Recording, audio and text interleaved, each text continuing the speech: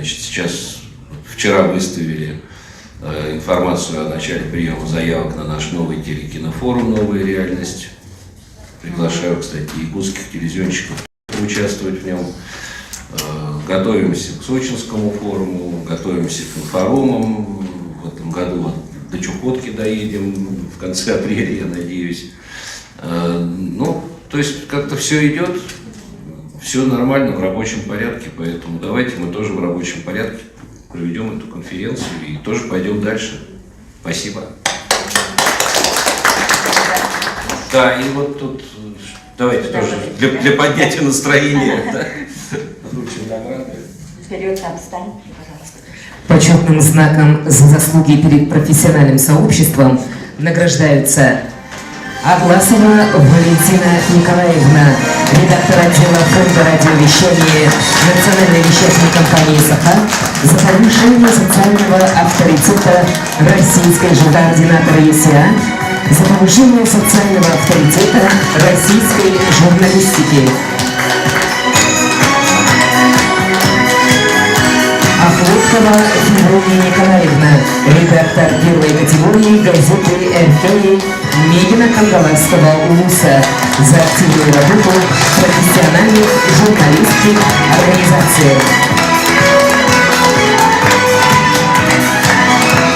Почетной грамотой Союза журналистов России награждаются Павлова Ксения Андреевна, главный эксперт группы корпоративных коммуникаций акционерного общества «Саха-Энерго», за высокий профессионализм. Павлова Роза Олеговна, заместитель руководителя отдела государственной политики в области СМИ и печати Министерства инноваций, цифрового развития и инфокоммуникационных технологий Республики Саха, за заслуги перед журналистским сообществом.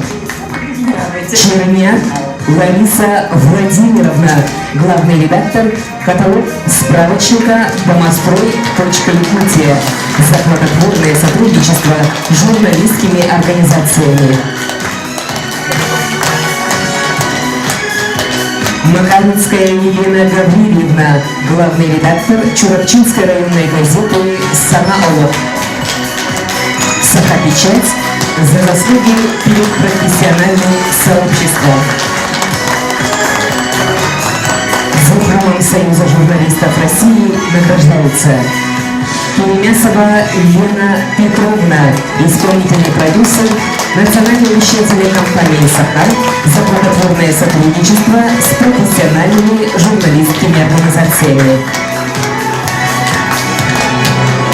Леонтьева Жанна Владимировна, редактор-консультант детского издательства «Детский» имени Мурдинова, за плодотворное сотрудничество с профессиональными журналистскими организациями. Степанова Ольга Николаевна, шеф-редактор службы информационной политики ГТРК «Саха», за долголетнюю плодотворную работу в средствах массовой информации.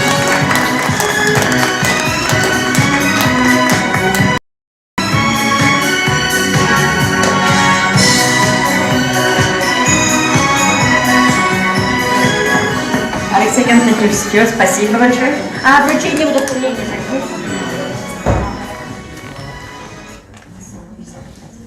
Давайте еще примем. Филиппова Юлия Васильевна есть?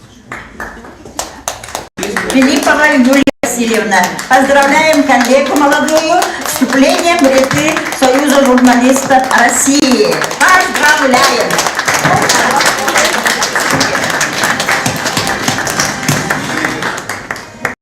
Таратоев Гаврил Григорьевич, преподаватель, который обучает наших журналистов, филологов. Спасибо большое, Гаврил Григорьевич, за вашу работу.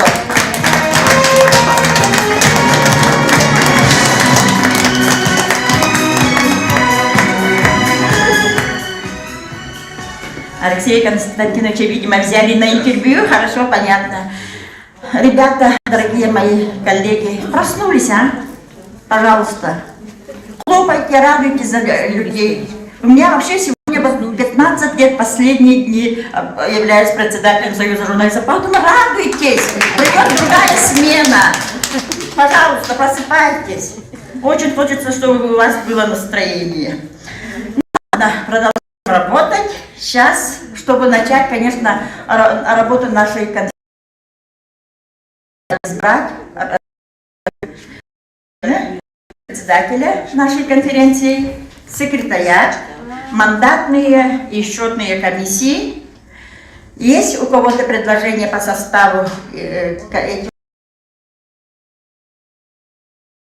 Давайте проект. Послушаем проект. Поступило одно предложение, послушаем проект. Давайте тогда сначала необходимо нам определиться с мандатной комиссией, чтобы выяснить, все ли вы правомочны, есть ли кворум.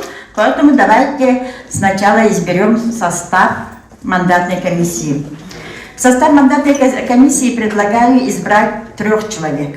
По количественному составу будем голосовать. 3 человека достаточно мандатной комиссии? Если согласны, ставим на голосование. Пожалуйста, у вас есть мандаты. Кто за то, чтобы избрать количественный состав мандатной комиссии из 3 человек? Пожалуйста, голосуем. У вас у всех есть мандаты. Поднимаем. Смотрю, что-то мало. Поднимаем. Спасибо. Спасибо. Кто против? Воздержался? Нет. Принимается. Итак, состав мандатной комиссии будет работать 3 человека. А теперь по персональному составу мандатной комиссии. Кто за то, чтобы избрать в мандатную комиссию Гуринова Афанасия Гаврилевича, главного редактора журнала «Кюрюльген», он здесь. Рудых Алексея Александровича, газета «Якутия». Нету, да? Кантоева Виктория Геннадьевна. Вот она здесь. Так, вместо Рудых Алексея Александровича почему-то нету сегодня. Предлагаем других, пожалуйста. Поступило одно предложение Долонова Владислава Семеновича в состав мандатной комиссии. Давайте голосуем списком, чтобы в мандатной комиссии работали Гуринов Афанасий Гаврилевич, Кантоева Виктория Геннадьевна и Долонов Владислав Семенович. Пожалуйста, голосуем. Спасибо. Опускаем. Кто против? Воздержался? Нет. Очень прошу, пожалуйста, мандатную комиссию выйти к регистрационной стойке, посмотреть легитимность нашей конференции, кворум, протоколы.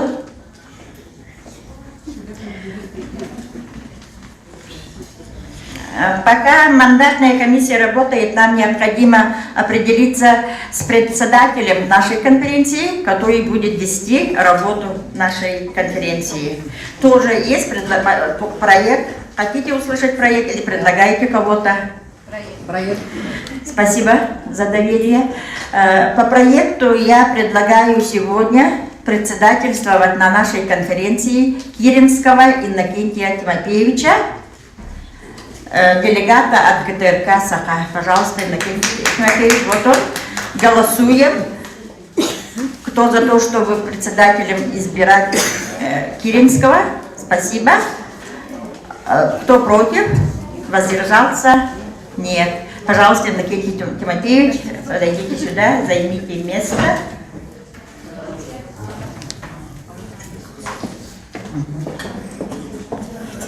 Увлеклась.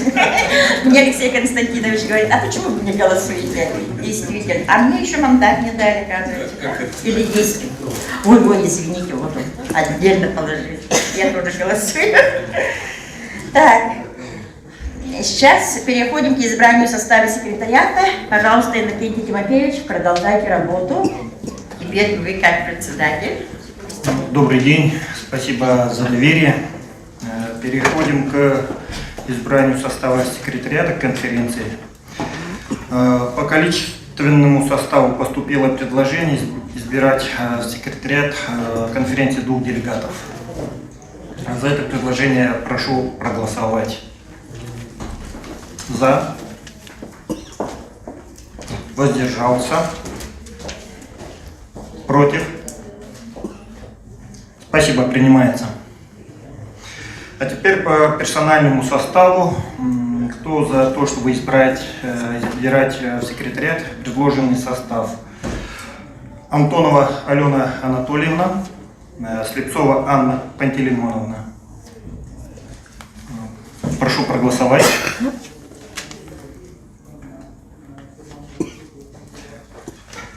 Воздержался? Против? Спасибо, принимается. Секретариат, прошу занять рабочие места.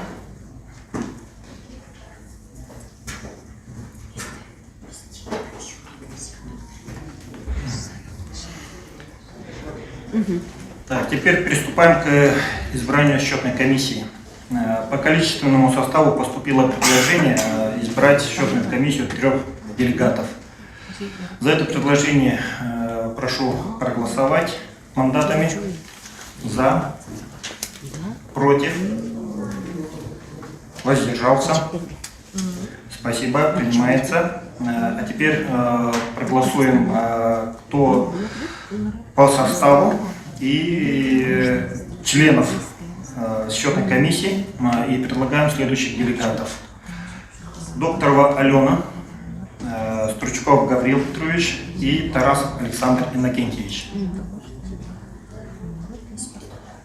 Так, и еще вот поступило предложение Спиридонова Галина Васильевна.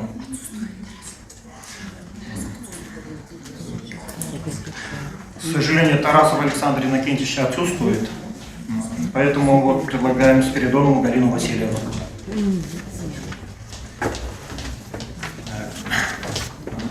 Кто за? Прошу проголосовать.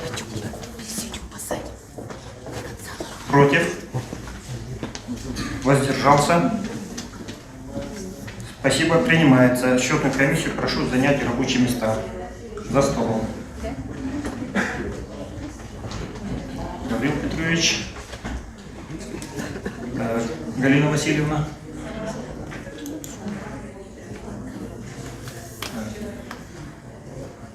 Дорогие делегаты,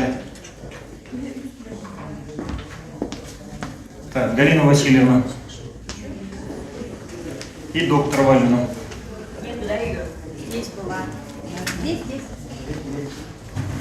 Пожалуйста, там дверь закройте, пусть заходят все. Работаем. Докторова, вас избрали в состав счетной комиссии. Пожалуйста, зайдите. Давайте работать в темпе.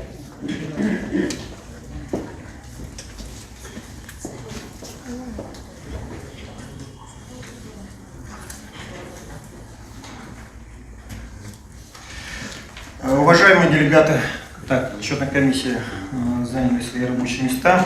Уважаемые делегаты, основные рабочие органы нашей конференции сформированы. Теперь заслуживаем доклад председателя мандатной комиссии. Уже готовы по счету?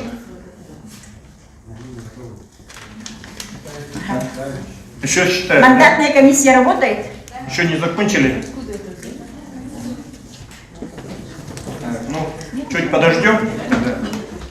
Уважаемые коллеги, к нам присоединился руководитель Департамента информационной политики, массовых коммуникаций, администрации главы и правительства Республики Саха-Якутия Семен Иванович Трофимов.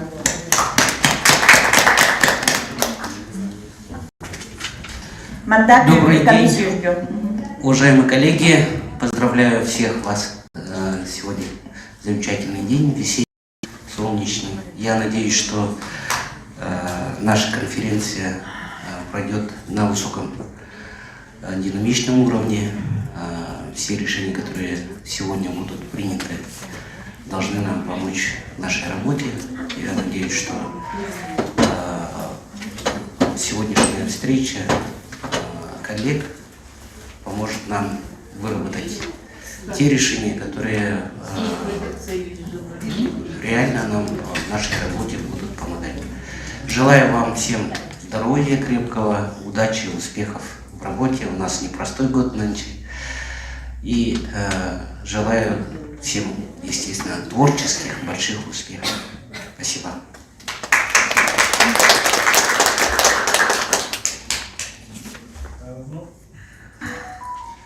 Афанасий Гаврилович, как там, еще не посчитали, да, еще?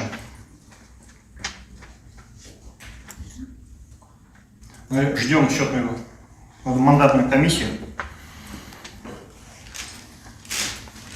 Готовы? То есть у нас очень много делегатов, поэтому все четко посчитывают, чтобы не было ошибок, потому что все зависит от этого.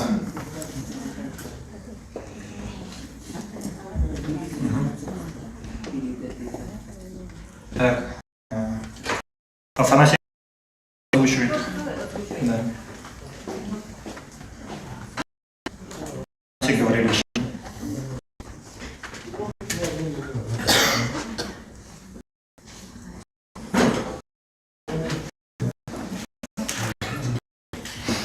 Уважаемый президиум, уважаемые делегаты конференции, разрешите зачитать протокол мандатной комиссии. Протокол заседания мандатной комиссии 24-й конференции региональной общественной организации «Союз журналистов Республики Саха-Якутия», региональное отделение Всероссийской общественной организации «Союз журналистов России». Присутствовали председатель мандатной комиссии Гуринов Афанасий Гаврилович, секретарь мандатной комиссии Кантоева Виктория Геннадьевна, член комиссии Долонов Владислав Семенович. Повестка дня о проверке полномочий делегатов, избранных на 24-ю конференцию региональной общественной организации «Союз журналистов Республики Саха-Якутия», региональное отделение Всероссийской общественной организации «Союз журналистов России». На учете в региональной общественной организации «Союз журналистов Республики Саха-Якутия», региональное отделение Всероссийской общественной организации «Союз журналистов России» состоит 1128 членов Союза журналистов России. Для избирания делегатов на конференцию правлением РОСЖ РСЯ была установлена норма представительства от 20 членов СЖР 1 делегат. На конференцию было избрано 56 делегатов. Присутствует на конференции 46 делегатов. Кворум для проведения конференции имеется. Нарушений нормы представительства и порядка избрания делегатов не выявлено. На всех делегатов представлены выписки из решений собраний об их избрании. Так, согласно пункту 5.2, делегатами конференции являются председатель организации, члены правления, председатель, сопредседатели региональной коллегии Большого жюри Союза журналистов России, председатель контрольной комиссии организации. Замечаний по оформлению представленных документов нет. Мандатная комиссия подтверждает полномочия избранных делегатов. Постановили признать полномочия 46 делегатов 24-й конференции региональной общественной организации «Союз журналистов Республики Саха-Якутия», региональное отделение Всероссийской общественной организации «Союз журналистов России». Доложить конференции о результатах проверки представленных документов делегатов конференции. Предложить конференции утвердить доклад мандатной комиссии о подтверждении полномочий избранных делегатов в соответствии их количественного состава установленной норме представительства. Голосование за 3, против 0, воздержались 0. Решение принято.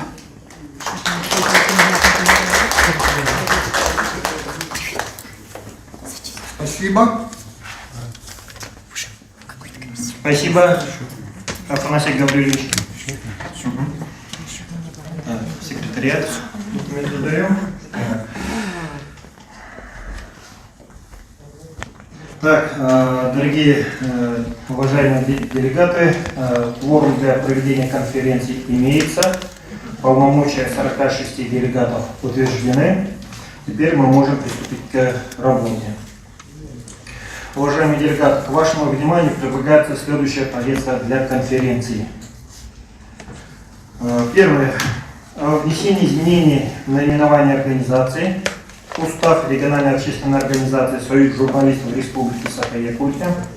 Региональное отделение Всероссийской общественной организации «Союз журналистов России». Докладчик, председатель организации Галина Алексеевна Бочкарева. Так. Дальше, да. Или повестку у всех есть? Есть, да. Да. Да. Давайте, замечания повестки есть? Нет. А сколько минут доклад? Ну, докладчику выделяется 15 минут, содокладчикам до 10 минут, а выступающим по 5 минут.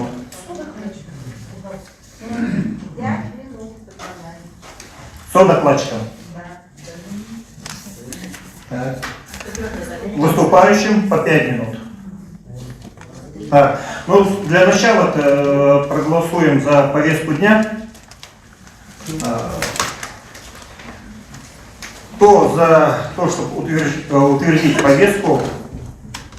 За. Против? Воздержался? Спасибо. Повестка конференции принимается. Так, сейчас проголосуем по регламенту. Поступило предложение докладчику выделить 15 минут, содокладчикам 5 минут, выступающим по 5 минут. Ставлю на голосование. Кто за это предложение, прошу проголосовать. Против? Воздержался? Нет, принимается. Уважаемые делегаты, теперь надо определиться с формой голосования. Согласно разделу 5 пункта 3.2 Устава Региональной общественной организации Союза журналистов Республики Саха-Якутия, все решения принимаются открытым голосованием. Если конференция не установит иное, поэтому предлагаю голосовать открыто. Кто за это предложение? Против? Воздержался? Спасибо. Принято. Голосование будет открытым. Приступаем к обсуждению первого вопроса о внесении изменений в наименование организации в устав региональной общественной организации Союз журналистов Республики Саха-Якутия, региональное отделение Всероссийской общественной организации Союз журналистов России. Слово для информации предоставляется председателю Галине Алексеевне Бочкаревой. Уважаемые коллеги, сегодня тоже нам приходится вносить в наш устав изменения, хотя мы год назад, в декабре 2021 года, тоже вносили изменения в этот устав. Как видите, это зарегистрировано Министерством юстиции. Нам эти уставы приходят типовые от Союза журналистов к всем региональным отделениям.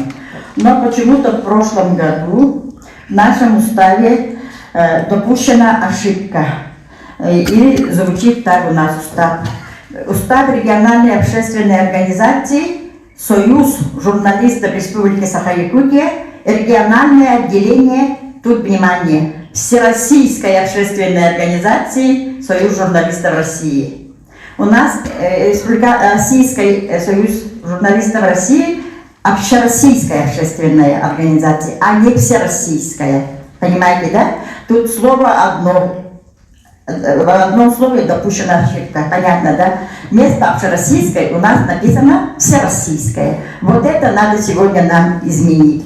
В связи с этим я вышла в правовой отдел Союза журналистов России и им предложила вообще изменить наше наименование. У нас же очень длинное, даже никакая печать, никакие эти не входят в вот это все предложение. Поэтому все время коротко говорим РО, Союз журналистов Россия. Потому что короткое наименование в уставе уставе у нас значится как РОО «Союз журналистов Россия», то есть региональная общественная организация «Союз журналистов Республики Саха-Якутия».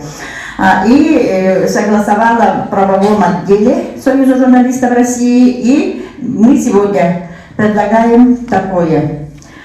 Внести изменения в наименование организации и внести в устав региональной общественной организации Союз журналистов Республики Саха-Якутия региональное отделение Всероссийской общественной организации Союз журналистов России изменить наименование организации и внести пункты 1.1, 1.11 устава, изложив в следующей редакции. Тут внимание, как теперь будет называться наша региональная организация. Будет называться так: региональное отделение Общероссийской общественной организации Союз журналистов России в Республике Саха-Якутия. По аналогии у других республик. Понятно, да? И, пожалуйста, ставлю на голосование вот это предложение. Пожалуйста. Так, уважаемые делегаты, вопрос о переименовании организации ставлю на голосование. Кто за это предложение, прошу проголосовать. Против? Не слишком быстро?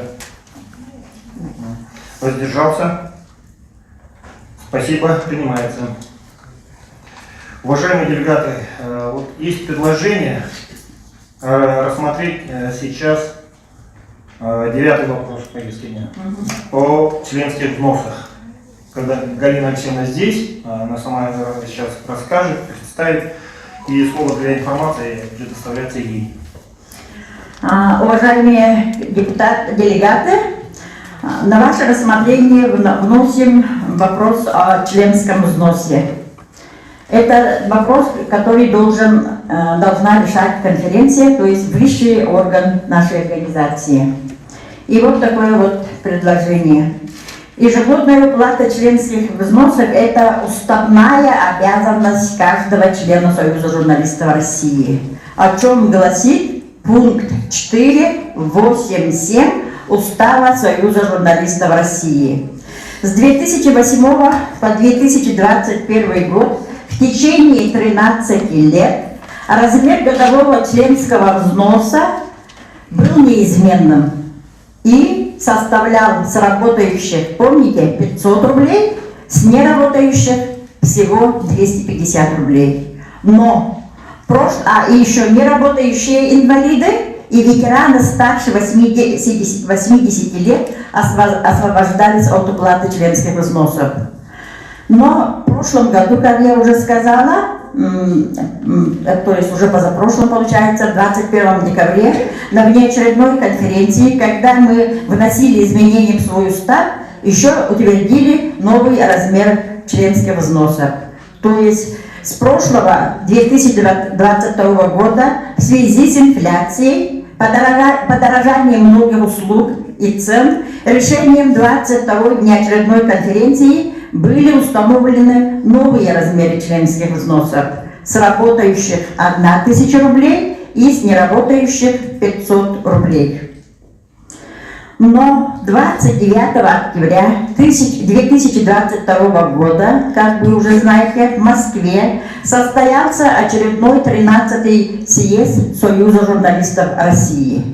И решением этого съезда, на котором были от нашей журналистской организации 7 делегатов, впервые установлен единый размер вступительных и годовых членских взносов для физических лиц 2000 рублей. Указанные размеры взноса применяются уже с 1 января 2023 года. Также решением съезда региональным отделением Союза журналистов России было дано право предоставить льготы для своих членов. В связи с этим правлением региональной общественной организации было рекомендовано конференции сегодня предоставить льготу неработающим ветеранам в уплате членских взносов и снизить его размер на 50%, то есть 1000 рублей. Поэтому сегодня на ваше решение и утверждение 24-й конференции журналистов вношу предложение. Первое. Предоставить льготу неработающим ветеранам в уплате членских взносов и снизить его размер на 50% до 1000 рублей для неработающих ветеранов. Второе. Освободить от уплаты годовых членских взносов неработающих инвалидов первой группы и ветеранов старше 80 лет. Уважаемый председатель, пожалуйста, вношу этот важный вопрос на голосование делегатов. Поступило предложение предоставить льготу неработающим ветеранам-журналистам в уплате годовых членских взносов и снизить его размер на 50%, то есть до 1000 рублей. Второе – это освободить от уплаты годовых членских взносов инвалидам первой группы и ветеранам старше 80 лет.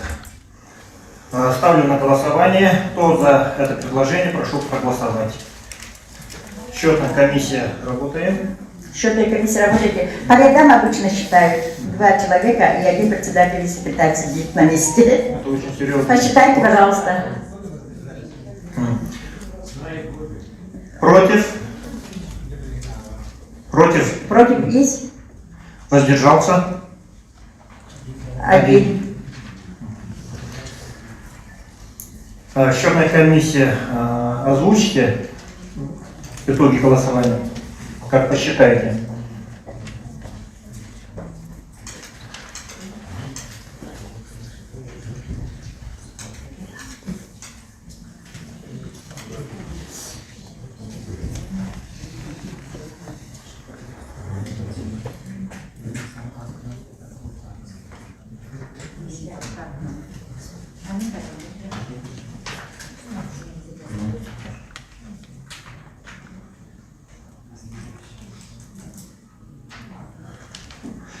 Так, счетная комиссия принята. Принято. Спасибо делегатам. Приступаем к рассмотрению следующего вопроса. Отчет правления региональной общественной организации Союз журналистов Республики Саха-Якутия, региональное отделение Всероссийской общественной организации Союз журналистов России за период с марта 2018 года по март 2023 года. Слово для отчета предоставляется председателю Галине Алексеевне Бочкаревой. Да, 15 минут у вас регламент. Вчера я подготовилась на 25 минут, но мне предложили сократиться до 15 минут. Üpüyor gülen edetavlar delegatlar, güldüğüm bir delegatlarım. Bazdatan turan ehgini bu beyaz bir delegatlar bitin itaranların olanlar. Beyge konferensiya delegata olan kıtpak elbükü dediğin mahtanabın, onunla barbetigar sitehiler üreni bağırabın. Добрый день, уважаемые делегаты, гости и участники конференции.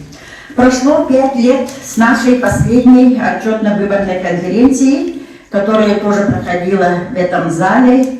Я сегодня представляю вам отчетный доклад правления о проделанной работе с марта 2018 года по март 2023 года. Все вы хорошо знаете, что это были непростые годы. Они были насыщены многими значимыми и в то же время сложными событиями политической, экономической, социальной и культурной жизни как страны в целом, так и нашей Якутии. И для всех нас это годы были испытания пандемией, санкциями и СВО. Но и в этих условиях журналистское сообщество постоянно находилось на передовой. В Якутии не закрылось ни одно издание, а журналисты ежедневно информировали население обо всем происходящем в стране и в республике. С микрофоном и ручкой боролись с пандемией коронавируса. А в последний год десяток коллег стали военкорами, правдиво освещая положение дел на Украине, ДНР и ЛНР, встречаясь и общаясь с с мобилизованными земляками. Повседневная работа председателя Творческого союза состоит из встреч, телефонных звонков, участия в заседаниях, презентациях, адресных поздравлений, соболезнований, общения с коллегами, ветеранами, приема по личным делам, ответов на письма, работа с бухгалтерией по оплате коммунальных, эксплуатационных счетов, писем возможным спонсорам о различных мероприятиях, обновление учетных карточек, реестра членов Союза журналистов, выдачи вкладышей к удостоверению, сбора членских взносов, подготовки приемных дел и прочее. Это ежедневная, невидимая многим работа. Это знает только председатель публичных журналистских организаций, которые мне сегодня приносят деньги, список, и давайте выложи нам сейчас же вкладыши в количестве 26-80 штук, которые мне самой одной приходится сидеть и распечатывать. Цели и задачи организации определяются уставом Союза и направлены на повышение профессионализма журналистов, объединение их для плодотворной профессиональной деятельности, защиту их прав. В течение 5 лет наше правление старалось организовать деятельную работу, объединить своих членов. Основными направлениями нашей работы были пополнение рядов членов Союза журналистов России, внутрисоюзная деятельность, организация участия в мероприятиях Союза журналистов России, проведение профессиональных творческих конкурсов, образовательная программа, работа с молодыми журналистами, организация работы Совета ветеранов журналистов, консультации, помощь в правовых вопросах через Союз журналистов России и Центр защиты прав СМИ и журналистов, участие в разрешении информационных споров и конфликтов, содействие решению вопросов трудоустройства, досуга журналистов, организация журналистских акций, проектов, оказание материальной и финансовой помощи нуждающимся членам, содействие в издании книг ветеранов журналистов, организация юбилейных мероприятий, вечеров памяти, презентации книг, фотовыставок,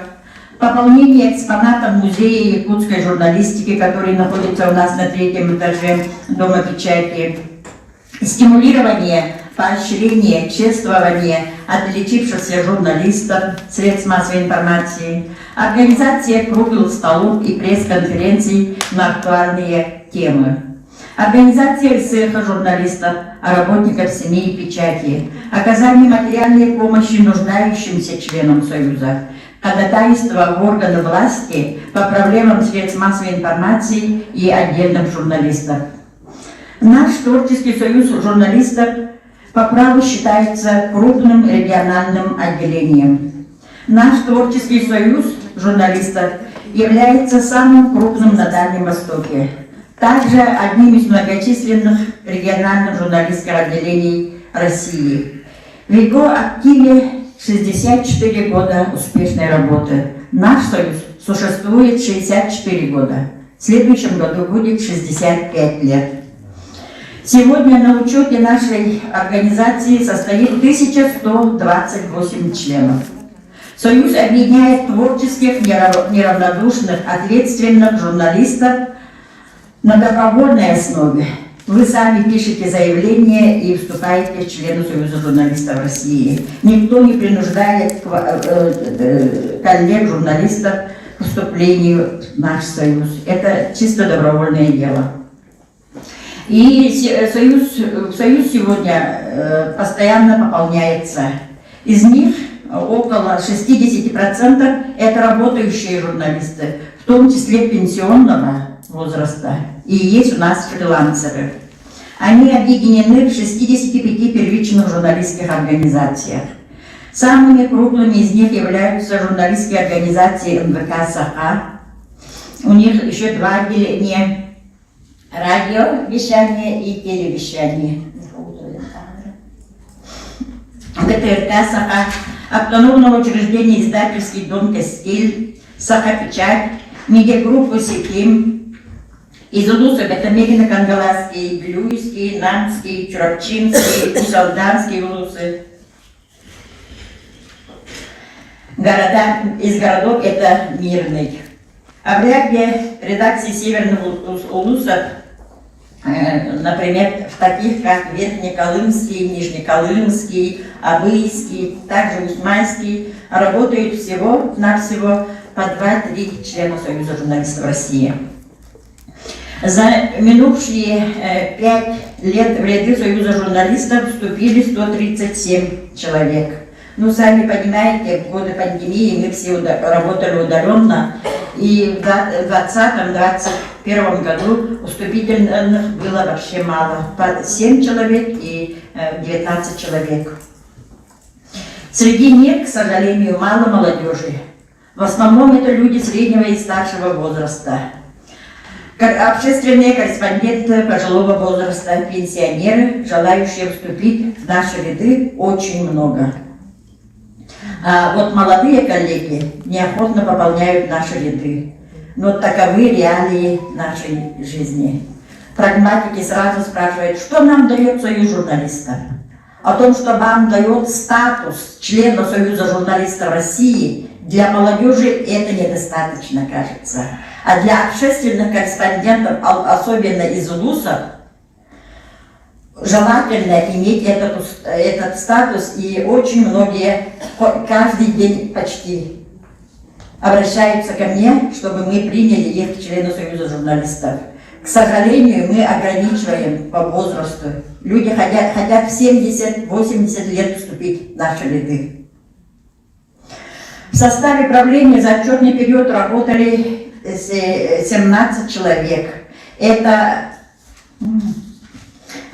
мой заместитель Ноева Афанасий Иванович, Тарабукина Альбина Афанасьевна, Чусовская Анна Иннокентьевна, Докторова Алена Викторовна, Иринцеева Евдокия Семеновна, Боровьева Елена Валерьевна, Тарасов Александр Иннокентьевич, так, кого не назвала еще, Владимир Николаевич Степанов, вот Ольга Николаевна Степанова, Рудых Алексей Александрович, Молчанов Николай Александрович, Нина Прокопьевна Харитонова, Татьяна Алексеевна Ильяева. К сожалению, в начале нашей пятилетки председателем Совета ветеранов и в составе правления был Реба Петрович Будищев, но, к сожалению, он ушел из жизни, и мы в прошлом году избрали председателем Совета ветеранов и членом правления Татьяну Алексеевну Ильяеву. Она сегодня в зале присутствует. И все мои эти коллеги за наш отчетный период активно участвовали в решении уставной деятельности, обсуждали актуальные темы медиасообщества, помогали в организации и проведении плановых и текущих мероприятий. Ну, вы сегодня видите у нас на экране, какую работу мы проводим. Фотографии об этом свидетельствуют. С марта 2018 года проведено всего 43 заседания правления, рассмотрен 131 вопрос. За отчетный период между очередными съездами нам пришлось провести еще 2 внеочередные конференции. Раньше вот конференции проводились 1 раз только в 5 лет. А у нас вот в течение 5 лет еще кроме очередных конференций пришлось провести 2. Что за конференции? Я уже сказала, это 22-я конференция была проведена в декабре 2021 года с целью установления нового размера членских взносов, и второе это внесение изменений в устав. И вторая конференция, 23-я, была проведена в 2022 году для избрания делегатов на 13-й съезд Союза журналистов России. И в октябре 2022 года 7 делегатов от Союза журналистов участвовали в работе 13-го съезда Союза журналистов России. Примечательно то, что Союз журналистов России принял на себя все расходы по проезду и проживанию делегатов в Москве. С решением съезда мы связываем большие надежды, Алексей Константинович, что Союз укрепит свою позицию профессиональной поддержки журналистов, их правовой и социальной защиты. Как вы знаете, председатель Союза журналистов России Владимир Соловьев инициировал учреждение в России почетного звания «Заслуженный журналист России». И среди нас сегодня присутствует Владимир Николаевич Степанов, член правления, генеральный директор медиагруппы «Сетим», который от якутских журналистов первым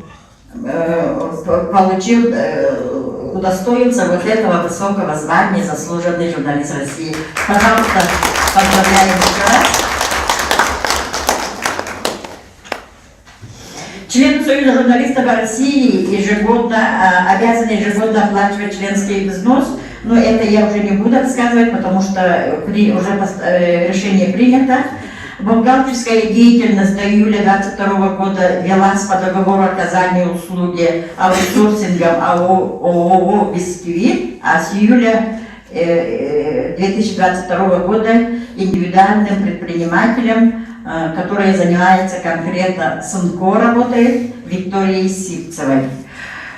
Почему мы перешли к индивидуальному предпринимателю на аутсорсинг от ООО «Бисквит»? Дело в том, что в прошлом году они с нас уже вместо 5000 за обслуживание, за услуги, вдруг предложили свою услугу за 16 000 рублей.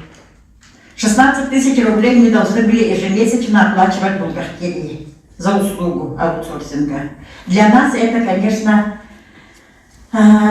такая цена, которую мы никак не могли бы оплатить, если председатель и вообще в Союзе нет работника, который получает заработную плату.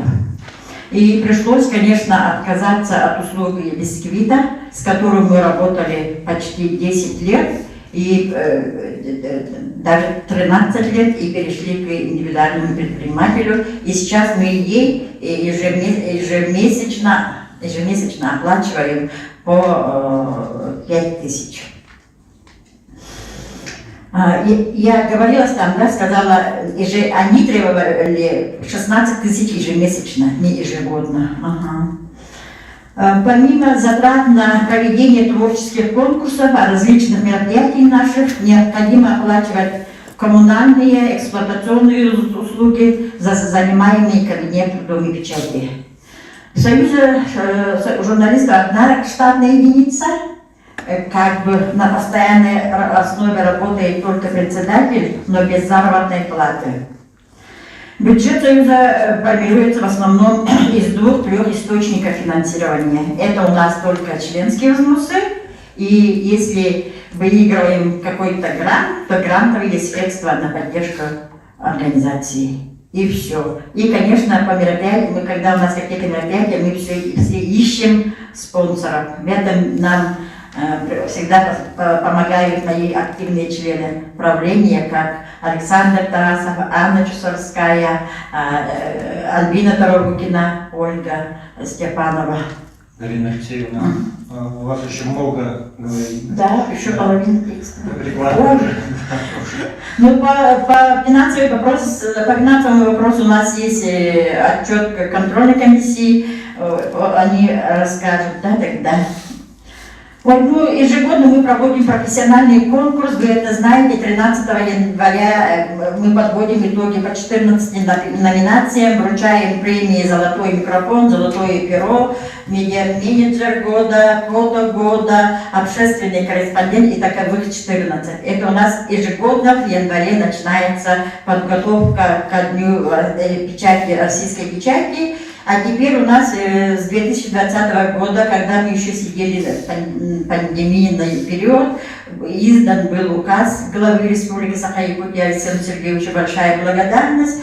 Он учредил День национальной печати 1 июля.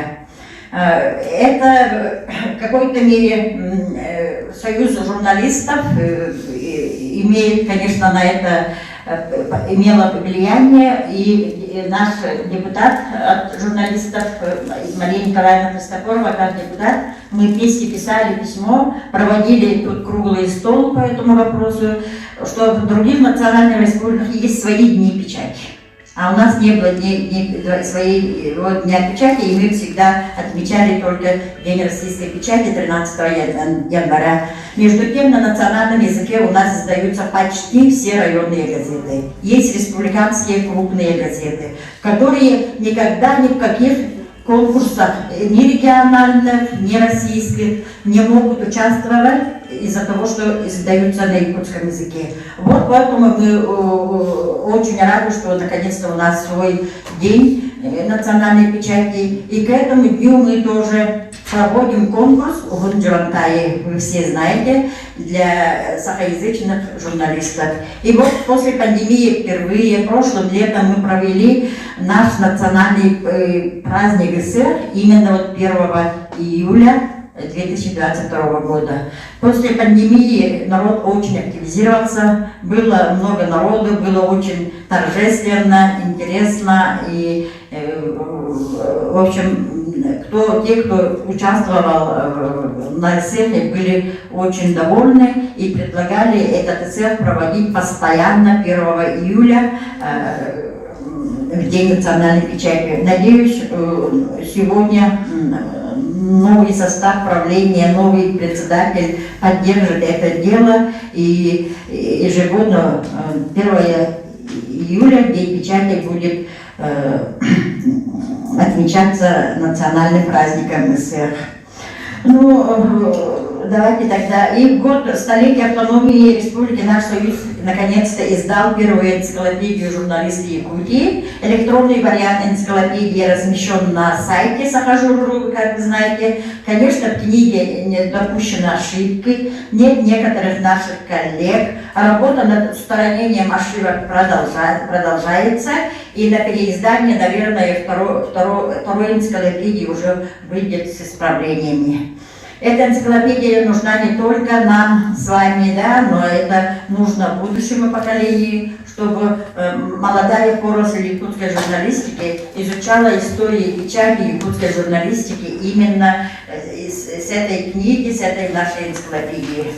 Уважаемые делегаты, как избранный председатель за эти 5 лет вот отчитываемые, да, и вообще за эти 15 лет я старалась оправдать доверие своих коллег. Несмотря ни на что, с членами правления достойно завершили пятилетку. Самые теплые слова признательности моей надежной команде. Огромная благодарность Альбине Тарабухиной, Анне Чусовской, Ольге Степановой, Афанасию Ноеву, Александру Тарасову, Владимиру Степанову. Они всегда поддерживают мои идеи и помогали в их реализации. Спасибо всем членам правления. Отдельная личная благодарность самым активным председателям первичек и улусных отделений Лене Кремясовой, Валентине Атласовой, Ольге Степановой, Оксане Ноевой, Жанне Леонтьевой, Музе Федоровой, Виктору Эверстову, Февронии Хлопковой, Ульяне Шишигиной, Айталине Сальниковой, Елене Наговицыной, Ирине Бодрук, Елене Макаринской. Конечно, можно этот список продолжить и продолжить. Все, но не все замечательно в нашем сообществе. Надо обучать достойную смену молодых журналистов, повышать их квалификацию, уделить больше внимания нашим дорогим ветеранам, привлекать еще больше спонсоров и партнеров для проведения наших мероприятий. Этим придется заняться новому составу правления и, конечно, новому председателю. У него есть необходимый ресурс и понимание целей и задач в развитии творческого союза. Новому составу правления, избираемого сегодня на конференции, необходимо укреплять контакты с журналистскими организациями соседних регионов, организовать обмен опытом работы. Я хотела остановиться на задачах, которые стоят перед нами, журналистов. Во-первых, это необходимо начать работу уже по подготовке к 65-летнему юбилею Союза. В марте 2024 года мы отметим 65-летие со дня образования нашей организации. До этой юбилейной даты остался ровно год. В связи с этим нам нужно принять план мероприятий, организовать какие-то интересные акции и проекты. Во-вторых, необходимо продолжить работу по социальной защите работников средств массовой информации и печати. И прежде всего содействовать повышению заработной платы журналистов. Я надеюсь, в этом вопросе нам, как всегда, поможет Мария Николаевна, как депутат из Тумена. Уважаемые делегаты, прошу вас внести предложение по улучшению работы нашего творческого союза. Новому составу управления и председателю Союза следует учесть замечания и предложения, которые сегодня, наверное, прозвучат на этой конференции, устранить недостатки и сохранить все то положительное, что достигнуто нами в предыдущие годы. Но вы еще знаете, что у нас несколько проектов. За эти 15 лет в Союзе сделано много. Вот сегодня присутствует Иван Васильевич Борисов, глубоко уважаемый мой предшественник. И еще 50-летию победы Великой Отечественной войны была тут установлена памятная доска воинов, журналистов. Впервые ни в одной организации в городе Якутске такой почетной доски воинов не было, написанные золотыми буквами. Но нашему составу управления вот этот маленький, там проход только была тропинка, мы сделали там сквер, заложили плиткой, да? Мы еще хотели там установить памятник, скамейку, но нам это в то время Лена запретила, что тут есть деревья, типа, да, сквера, поэтому там будут сидеть люди, да, чужие будут пить, мало ли что, как вот там тоже загрязняют, поэтому нам не разрешили установить ни памятника журналиста, у нас уже проект даже есть, на скамейке сидит журналист с блокнотом, как поется в песне, да, и ну, вот скамейки хотели поставить, чтобы 7 и 9 мая обязательно ежегодно проводим там чествование ветеранов, возложение гирлянды, и нам хотелось бы, чтобы ветераны сели на этих скамейках, но не было разрешено. И также мы до пандемии постоянно 1 октября чествовали своих ветеранов с Днем пожилых людей. Надеюсь, это тоже продолжится. Также в прошлом году ветераны во главе с Татьяной Алексеевной мы предоставили им автобус, и они выехали на природу прямо на цветение подснежников.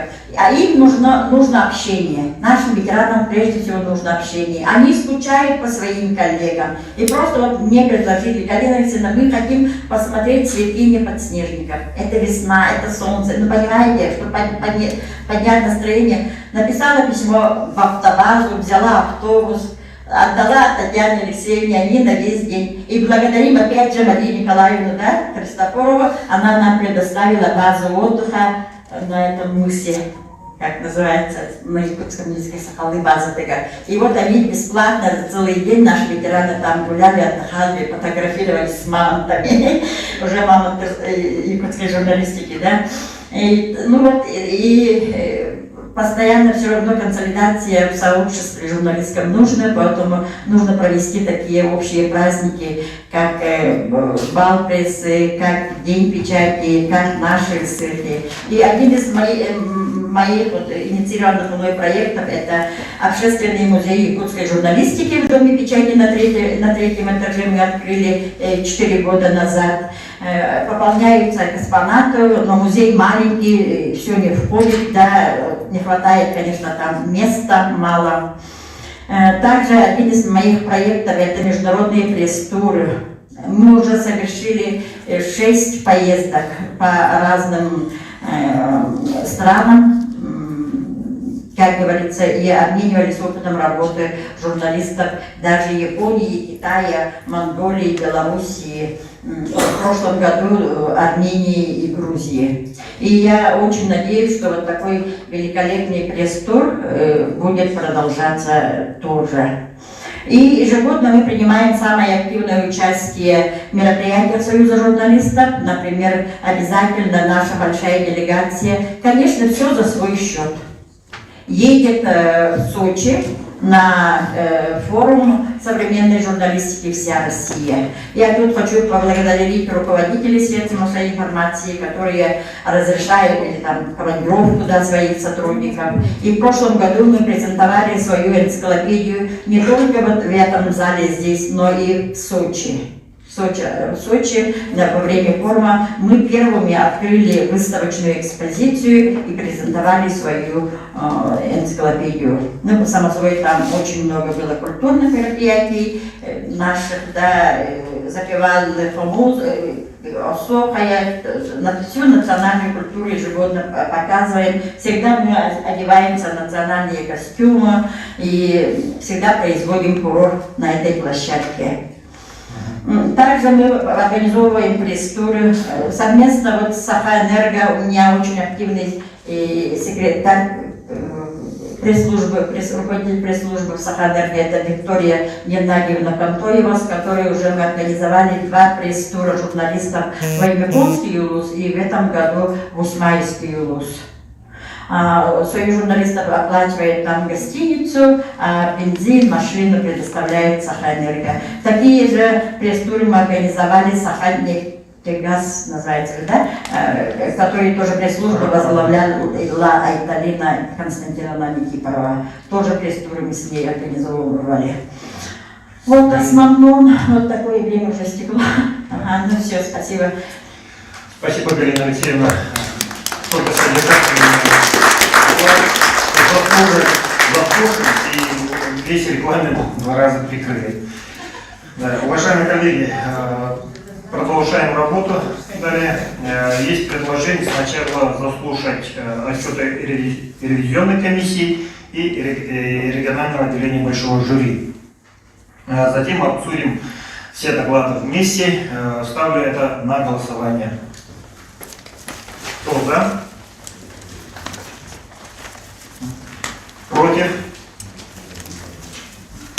Воздержались? Принимается. Продолжаем работу конференции. Слово для отчета контрольной комиссии предоставляется председателю комиссии Александру Ивановичу Бирюхтину. Регламент 10 минут.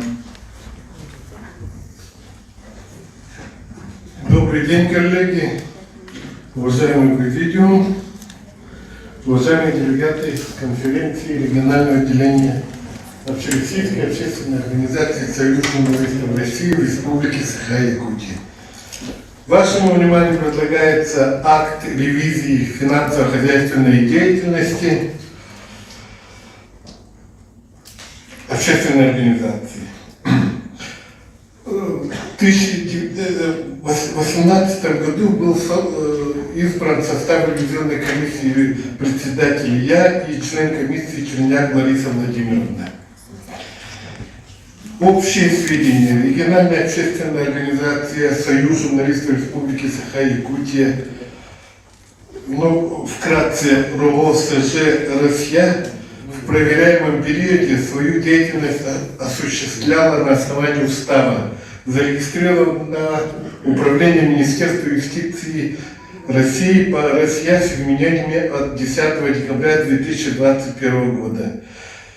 Свидетельство Минюста номер 141-201-09-87.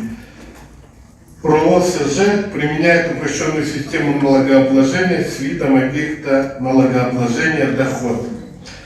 За отчетный период с 2018 года по 2022 год финансовая деятельность направлена на реализацию основной деятельности. Произведенные расходы соответствуют по статьям расходов, подтверждены соответствующими бухгалтерскими документами. За данный период организация привлекала субсидии, гранты от разных уровней бюджета. Офис Союза журналистов находится по адресу город Якутск, улица Орджоникидзе, 31, кабинет 115. На основании договора безвозмездного пользования государственным автономным учреждением Россия Саха-Печать. Союз оплачивает коммунальные и эксплуатационные услуги за электричество и связь. Штатная численность Союза — 1 работник на постоянной основе, это председатель. 2018 года заработная плата не выплачивается. На балансе Союза журналистов РСЯ имеется 1 комплект компьютера, 1 ноутбук, 2 принтера, мебель — это 2 стола, 1 двухдверный шкаф, 3 однодверных шкафа, 3 тумбы, 1 полка, 1 кресло и 6 стульев. Так, если пройтись по годам, в 2018 году привлечено и поступило от Министерства по развитию институтов гражданского общества, это субсидия на реализацию социально значимых проектов, 500 тысяч. От Профессионального союза работников культуры спонсорская помощь на проведение бала Бресте 5000 рублей, спонсорская помощь от ООО «Арктика» 20 тысяч, от ПАО «Якутскэнерго» спонсорская помощь в размере 30 тысяч, АО «Сахатранснефтегаз» подготовки и размещения информационных материалов 47 тысяч. Прочее поступления 5600 и членские взносы 343 400 рублей. Но тут в 2018 году у нас оказалась ложка дегтя. Из-за банкротства коммерческого банка «Такта» сгорели членские взносы в размере 173 тысячи рублей. Так, в 2018 году, это то, что было привлечено, сейчас использовано по эксплуатации и содержанию административных зданий использовано 59 295 рублей 31 копейка. На медиафорум СМИ «Вся Россия 2018» 22 800 рублей, это на подготовку. По уставной деятельности, это на проведение мероприятий, банковская комиссия, бухгалтерские услуги 281 812 рублей 34 копейки. В 2019 году привлечено от Министерства по развитию институтов гражданского общества остаток средств субсидий на реализацию социально значимых проектов 243 692 рубля 35 копеек.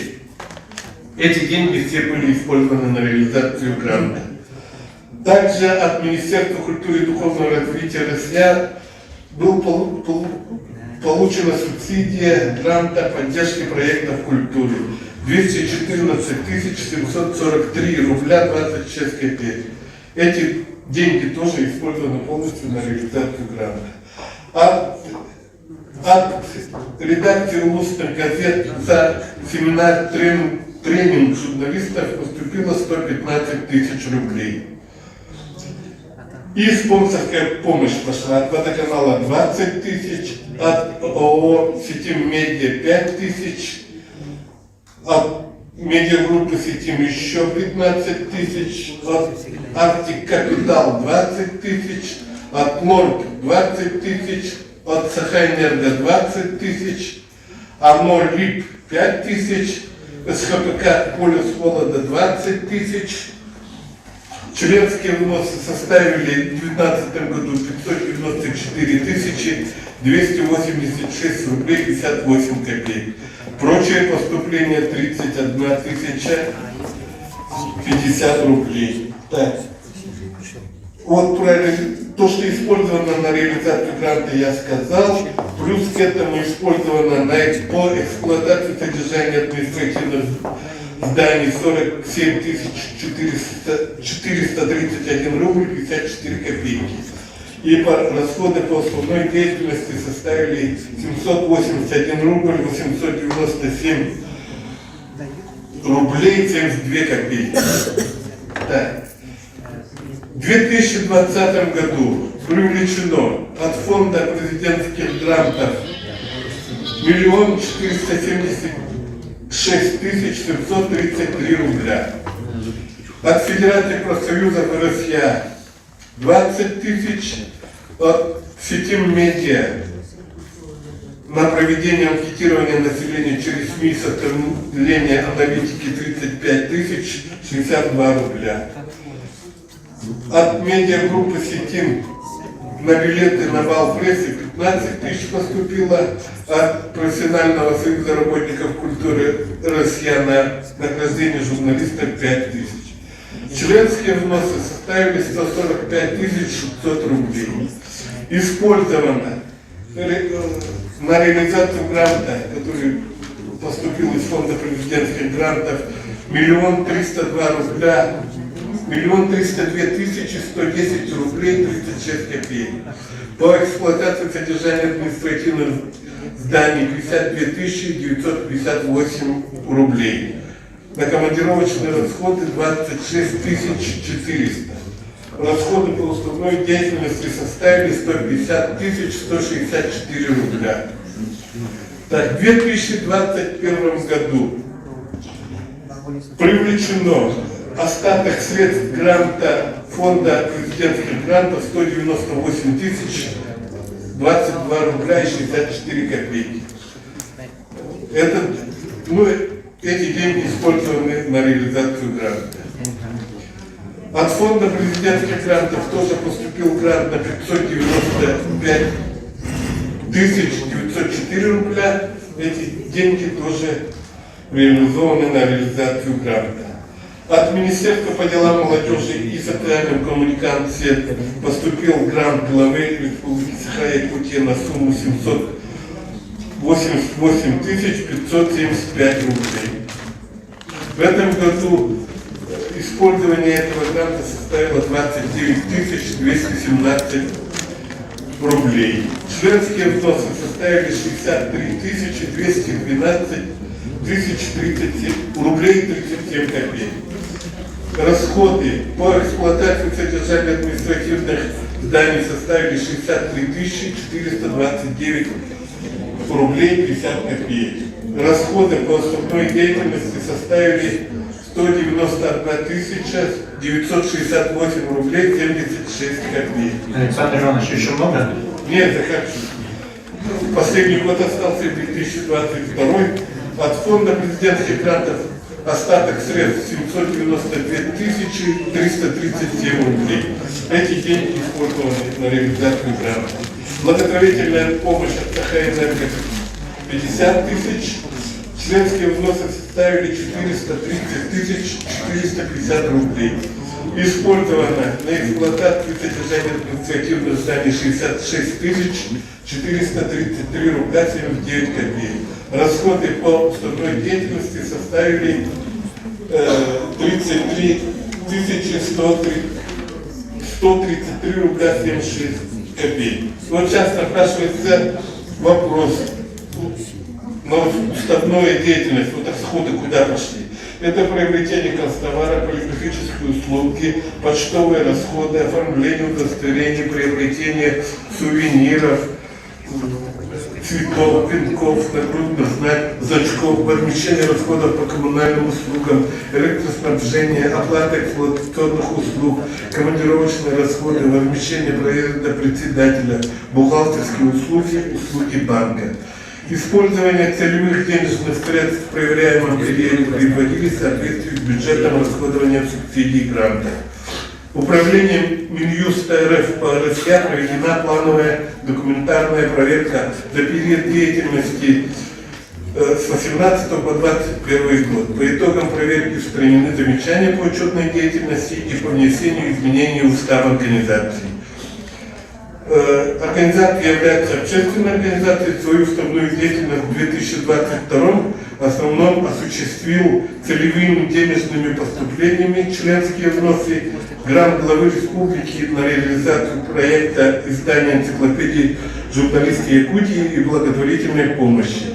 Учет операций по движению безналичных денежных средств ведется на основании перечисленных документов.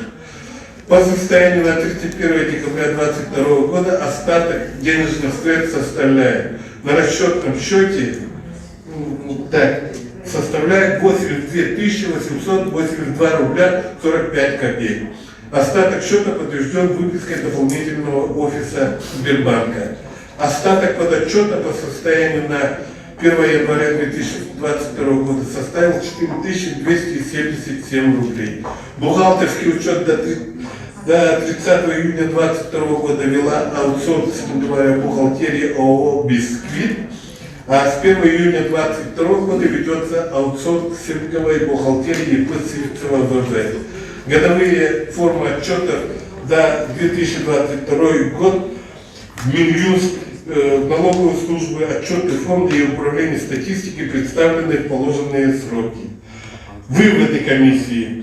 По результатам проверки использования целевых денежных средств в виде членских взносов, субсидий и грантов подтверждены.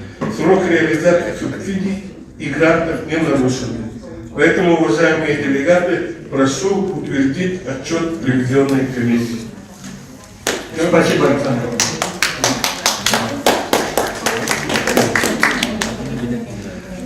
Далее слово для информации о работе региональной коллегии Большого жюри предоставляется сопредседателю Владиславу Семеновичу Долгову.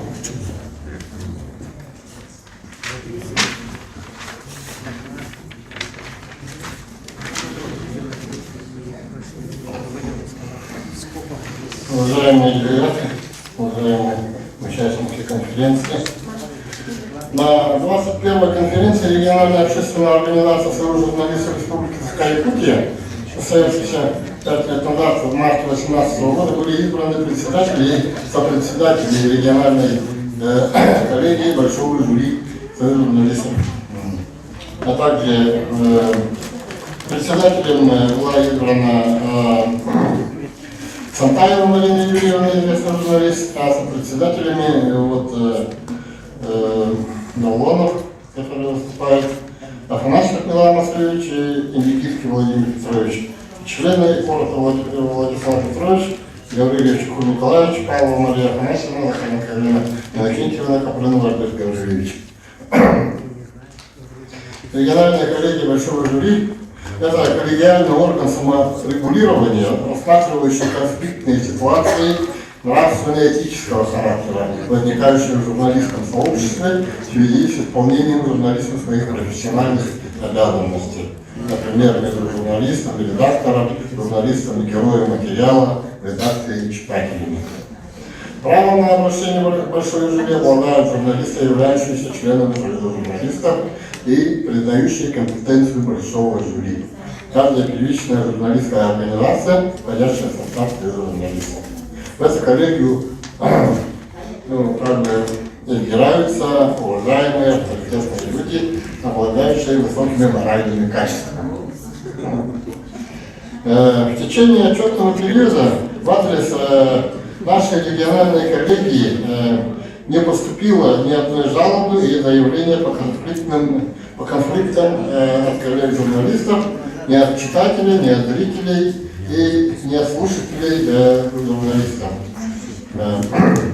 Отсутствие конфликтных ситуаций, жалоб и разбирательств – неплохой показатель. Тут надо сказать, что обращения были напрямую на имя председателя Союза журналистов, на имя Галины Алексеевны Бочкаревой, надо сказать, не доходя до рассмотрения Большого жюри. Можно вспомнить обращение Галины Алексеевны Царствие Небесное, Арбины Киян, например, Дениса Адамова, там его прав по профессии рассматривалась, Елены Макаринской. Также за отчетный период журналисты не раз обращались напрямую, как вот сказала, с просьбой помочь в решении правовых проблем, досудебных дел и спорных вопросов в журналистской деятельности. Надо сказать, Галина Алексеевна оперативно решала эти вопросы, писала письма, давала комментарии для СМИ, рекомендовала консультацию юридического отдела Союза журналистов России и других медиа-юристов компетентных. Так, еще еще по работе, вот, как бы, воспользуясь присутствием журналистов, делегатов, да, что можно посоветовать по обращению большого жюри. На сайте журналистов, на Союза журналистов России работает горячая линия с целью оказания профессиональной юридической поддержки журналистам. В рамках горячей линии вы можете получить юридическую консультацию по самым разным отраслям права. Оказывается содействие в юридическом оформлении документов. Ваши обращения будут рассмотрены юристами и при необходимости документальной экспертизы, экспертами независимого экспертно-правового совета, среди которых известные российские ученые, принимавшие участие в разработке и подготовке вот такого очень самого наиважнейшего документа, как Конституция РФ, авторы, эксперты многих законов, авторы учебников по юриспруденции и фундаментальных научных трудов, касающихся СМИ и деятельности СМИ в обществе. Вопросы можно задать по телефону или отправить на электронный адрес горячей линии. Вот такое выступление. Спасибо за внимание. Спасибо, Владислав Семенович.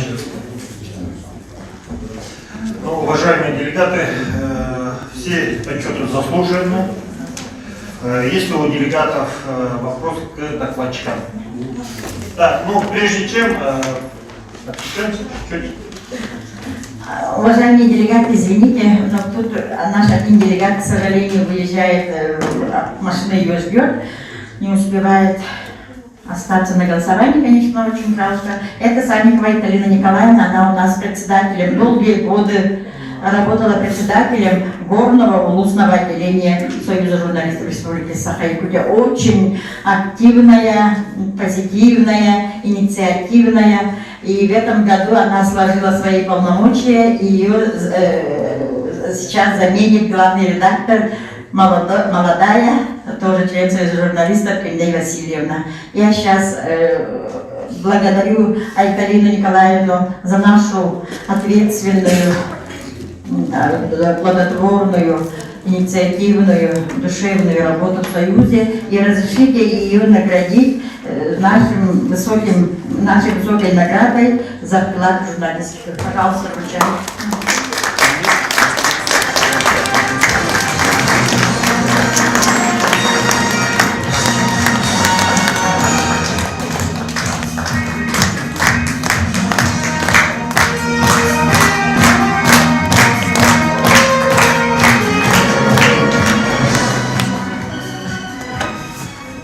Добрый день. Сегодня у нас такой волнительный день. Галина Алексеевна для нас является мудрым наставником, нашим опытным руководителем. И, конечно, вся наша первичная организация благодарит, выражает глубокую благодарность за конструктивное сотрудничество и плодотворное взаимодействие во имя развития нашей журналистики и печати в нашем улусе и по всей республике. И мы хотим, чтобы наша Галина Алексеевна открыла свою авторскую школу журналистики имени Галины Бочкаревой. И чтобы молодые наши журналисты, и не только молодые, чтобы они ходили туда и осваивали азы и навыки работы по журналистике. Спасибо. И, конечно, от нас вот такой очень такой знаменательный подарок. Это вот брошка, дизайнерский такой подарок, перо. Перо — это наш талисман, наш символ нашей журналистики.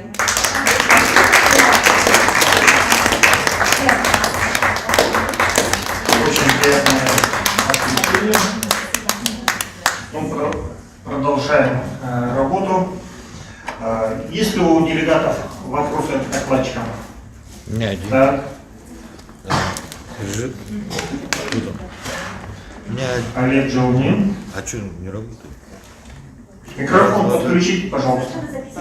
Или записывается. Давайте запишите. Не, вопросы докладчикам я и хотел спросить. Вопрос, да, не выступление, а вопрос. У меня один вопрос только, пользуясь случаем, Союз журналистов России здесь. В ваших докладах... В докладе о отчетах нигде не звучит работа с Союзом журналистов России.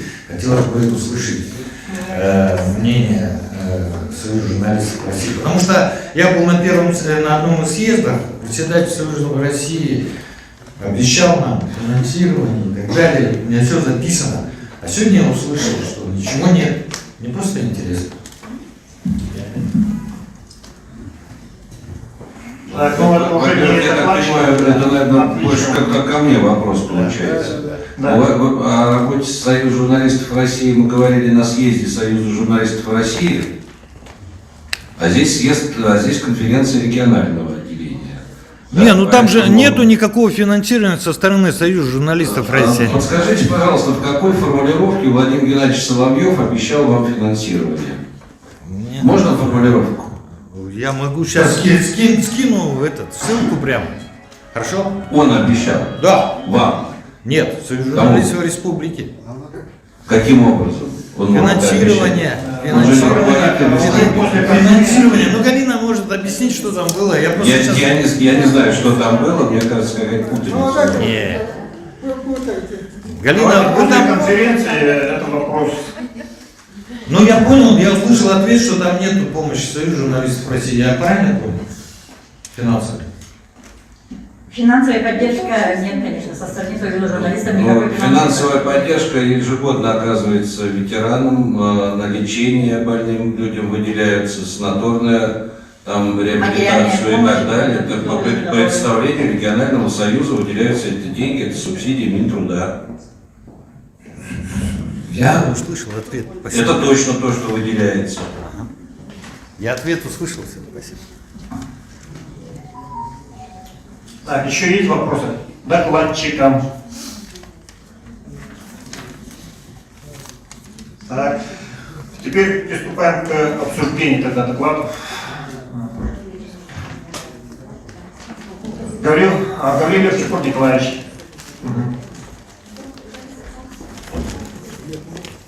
Да, он списался. Добрый день, уважаемые коллеги, журналисты.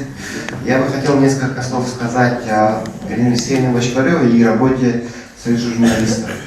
Действительно, надо подчеркнуть то, что вот Галина Алексеевна за последние годы совместно с Союзом журналистов России и совместно с органами власти она что сделала? Ну, во-первых, мы знаем, что появилось у нас звание заслуженный журналист Якутии, Республики Саха-Якутия. Помню, как я в министерстве, работая, выступал перед Илтуменом и добивался, чтобы у нас было отдельное такое звание Союза журналистов Якутии. Несомненно, вот Галина Алексеевна с ее энергией, с ее деловитостью, она настаивала, чтобы у нас было свое звание. И благодаря Галине Алексеевне у нас такое звание есть. И ее, несомненно, совместной работе с министерством. Кроме того, мы помним, как с Галиной Алексеевной организовывали совместно с Илтуменом мероприятие, посвященное 110-летию издания первой якутской газеты на якутском языке в Саха-театре. Александр Николаевич Жирков тогда вот тоже помогал нам это делать, министерство помогало, и, конечно, первую роль сыграла Галина Алексеевна Бочкарева.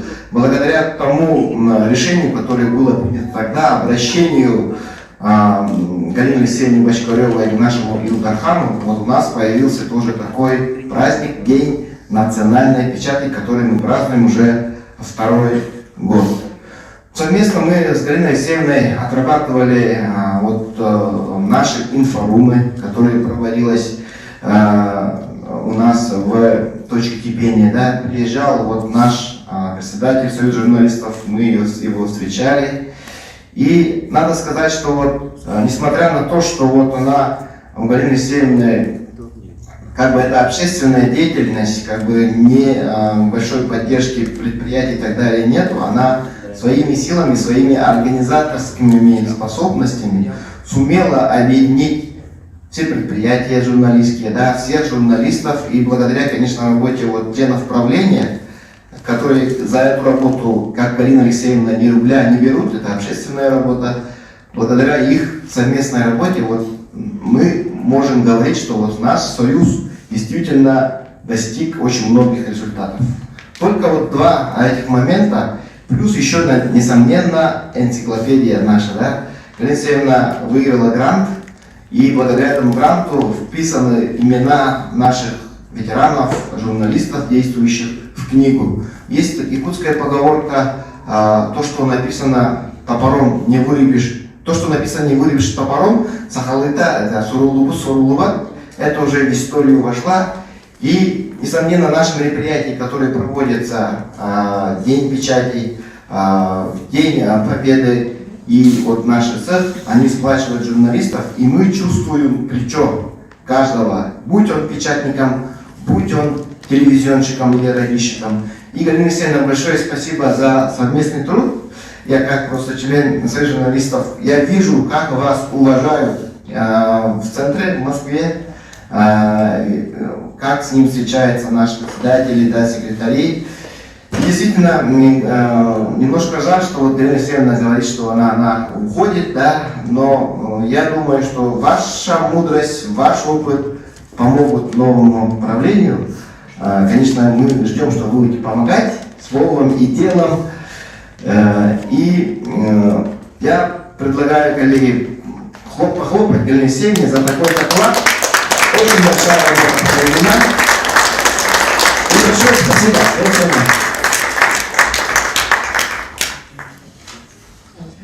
Так, дорогие коллеги, далее.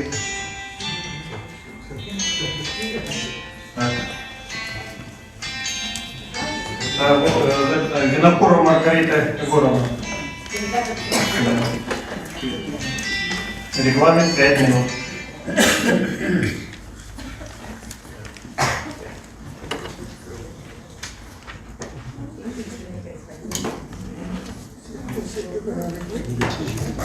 Делегат от Северо-Восточного федерального университета. Общественный корреспондент, и она у нас была лауреатом премии «Общественный корреспондент». Уважаемые коллеги, журналисты, я очень даже сегодня с волнением присутствую как делегат на вот таком отчетно-выборной конференции региональное отделение Союза журналистов Республики Саха-Якутия. Ну что я скажу? Насчет уважаемой нашей Галины Алексеевны я хочу сказать несколько вот таких добрых слов. Ну, конечно, это свою жизнь я проработала во многих организациях, структурах и на разных должностях по всей нашей республике, почти могу сказать. Поэтому я могу оценить, да, вот стиль работы и так далее, вот такого уровня человека, общественного деятеля, как Галина Алексеевна Почкарева. Вот мне было очень приятно общаться с уважаемой Галиной Алексеевной за все 15 лет, которым она руководила нашим отделением. Наверное, все так согласитесь, да? С ней очень приятно общаться, не только по этому по делу, но и неформально в такой бытовой и так далее семейной обстановке. Она очень доброжелательна, коммуникабельна, общительна, может и словом, делом поддержать любого, кто к ней подойдет. Но помимо этого, я бы хотела, вот, будучи как членом Союза журналистов, и это самое, она проводила, как уже сказано, много разных мероприятий. Среди них мне посчастливилось дважды быть номинантом, да, конкурса Союза журналистов, вот как профессия журналист и как лучший общественный корреспондент нашей республики. За это я очень благодарна. Вот на торжественном таком нашем мероприятии, как бал журналистов, как бал прессы, мне дважды посчастливилось получить из рук вот, Галины Алексеевны вот такую большую награду и признание нашей общественности.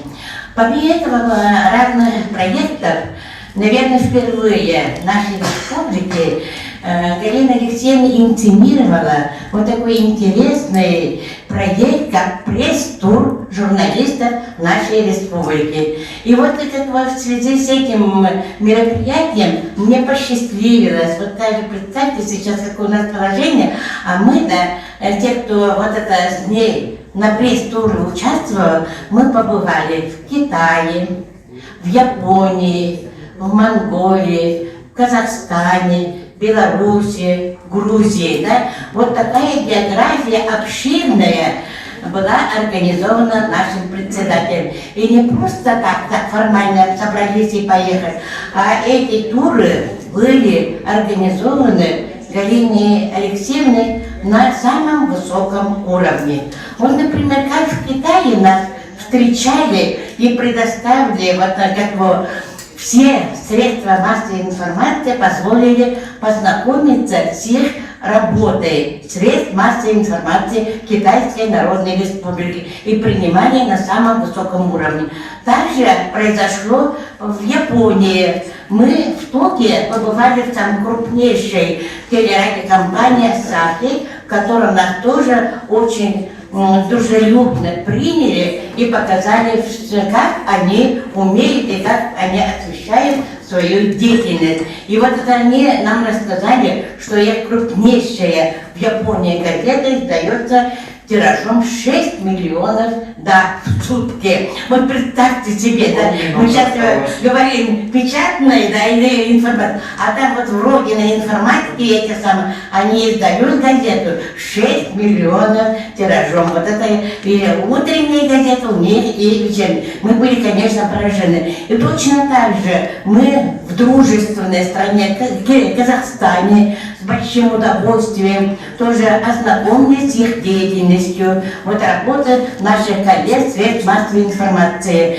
Поэтому вот в этих турах, да, Галина Алексеевна предусматривала все. Там начиная от выезда, от бронирования гостиниц, встречи со всем руководством этих средств массовой информации, этих стран и так далее. И поэтому нам было, вот даже я в возрасте, было очень комфортно посещать, знакомиться и ездить. Поэтому и нужно здесь подчеркнуть, что все вот эти журналисты, которые выезжали вместе с Галиной Алексеевной, мы ездили на свои средства, да? И поэтому Галина Алексеевна, я вот от имени как старшего поколения журналистов и от журналистов Северо-Восточного федерального университета, да, от наших молодых журналистов выражаю большую благодарность, да, за ту работу многогранную, которую ведет наша Галина Алексеевна. И здесь эти пресс-средства,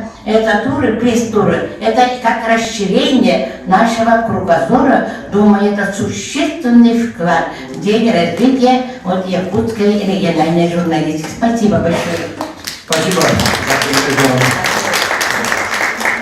Ну и далее слово предоставляется народному депутату, заместителю председателя Комитета по науке, образованию, культуре, средствам массовой информации и делам общественной организации Государственного собрания Тюмень нашей республики Марии Николаевне Христофоровой.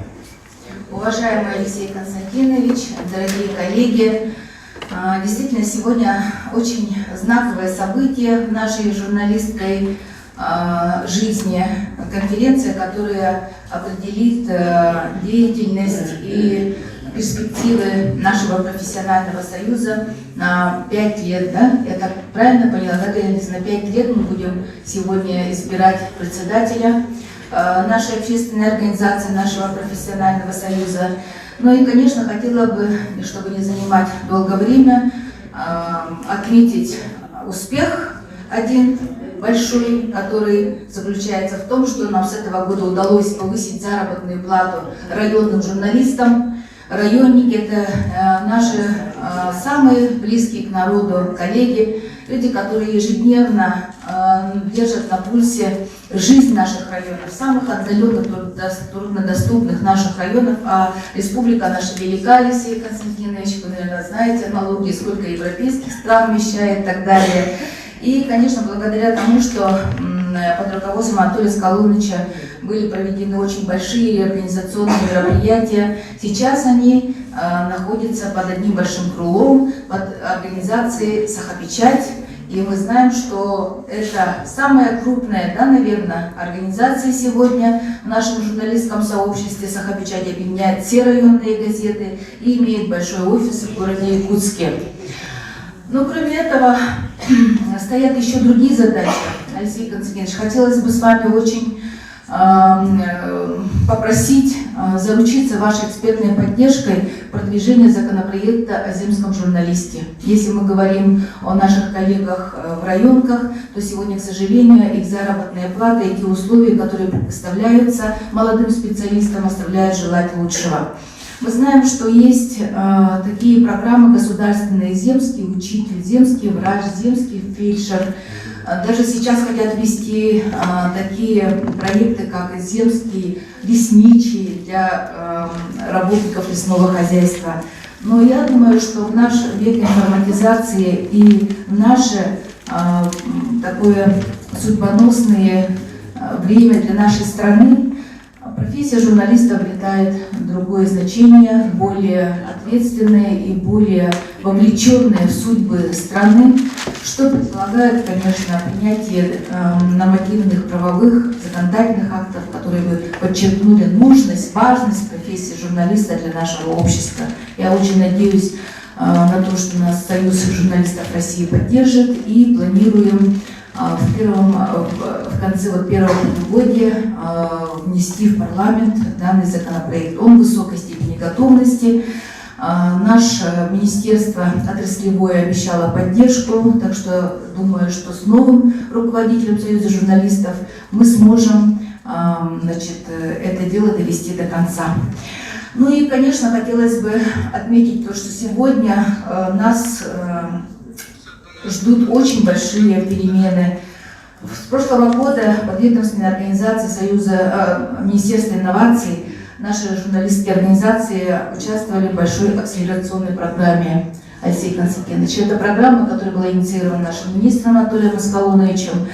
И это позволило нам по-другому смотреть, сделать основательную перезагрузку нашей деятельности. И сегодня надо отметить, что наши коллективы, наши редакции прошли полностью трансформацию, цифровую трансформацию, которая позволяет нам сегодня активно работать и привлекать читателей, общественность через социальные сети, через новые технологии, цифровизацию. Но практически можно сказать, что государственные информационные структуры завершают создание цифрового контура. Все мы сегодня находимся в этом формате, но при этом надо отдать должное нашему руководству. Я думаю, коллеги меня поддержат. Анатолий Аскалонович уделяет очень большое внимание сохранению печатных СМИ. Очень большая работа проведена по укреплению материально-технической базы нашей основной типографии имени Гагарина. В наше сложное время санкций, это, конечно, дорогого стоит, и я думаю, что в этом месте, коллеги, давайте все-таки наше отраслевое министерство поблагодарим за поддержку. Галина Алексеевна работает в нашем коллективе, в коллективе издательского дома Елтумен, является шеф-редактором. Нам очень повезло, что в нашем коллективе есть такой опытный, такой политически подкованный руководитель, который помогает держать на пульсе деятельность нашего парламента. Издательский дом Елтумен – это издательский дом, который издает парламентскую газету в нашей республике на двух языках, на нашем родном саха языке и на русском языке. Ну, что хочу сказать, Галина Алексеевна, большое вам спасибо за поддержку, за надежное плечо, за надежный тыл. Здоровья, счастья, благополучия вам, вашим близким. И я знаю, что сегодня наши коллеги заготовили вам свои благодарности, поздравления с таким знаменательным событием, с такой замечательной конференцией и наилучшие пожелания. Думаю, они присоединятся потом к моим словам. Спасибо большое, коллеги. Успешной дальнейшей работы конференции и, надеюсь, Союз журналистов возглавит достойная кандидатура. Спасибо. Спасибо, Ирина Николаевна. Кто еще желает выступить? Так, доктор Киевтигер Иван Галавис Борисов. Кто уверяет? Иван Васильевич Борисов.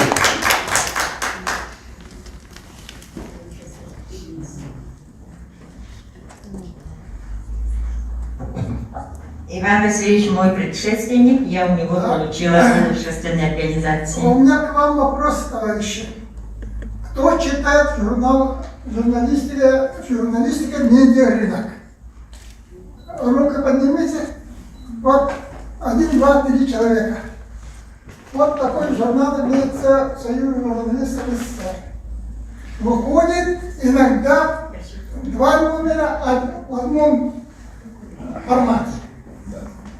И этот журнал, я думаю, что не отвечает требованиям читателя, поэтому не пользуется успехом.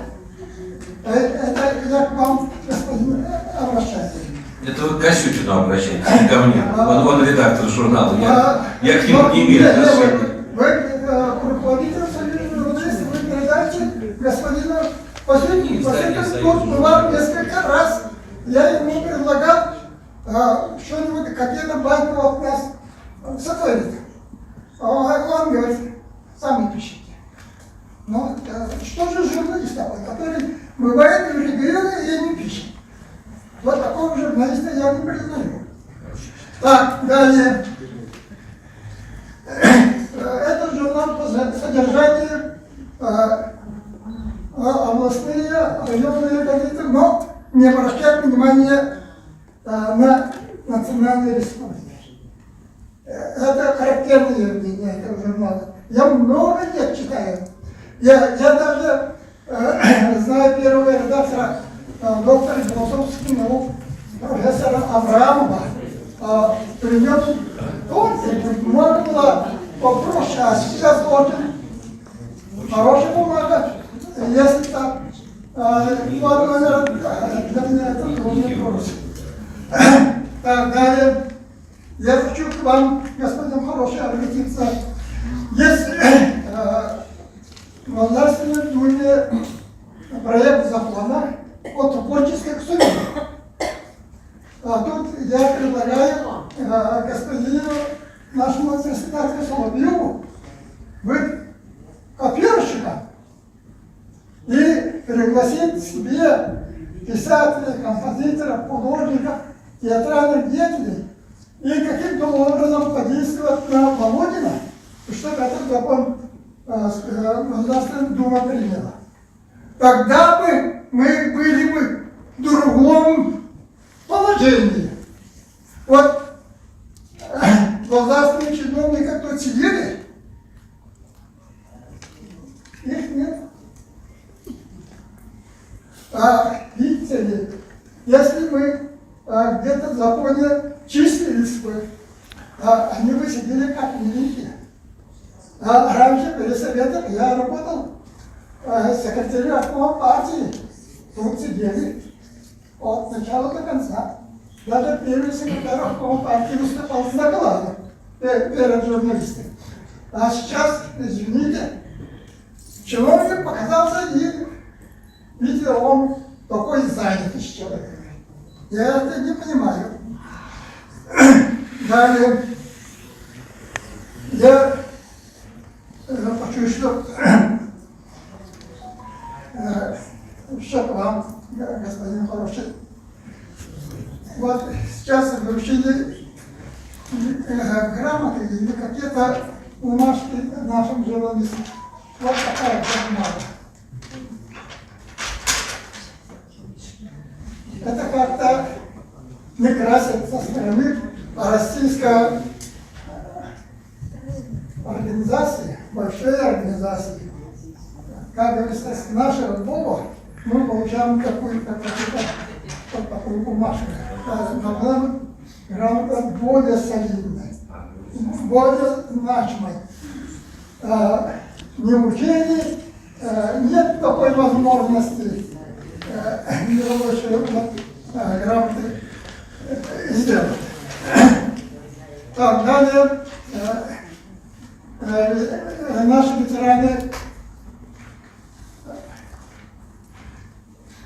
живут в очень сложных условиях.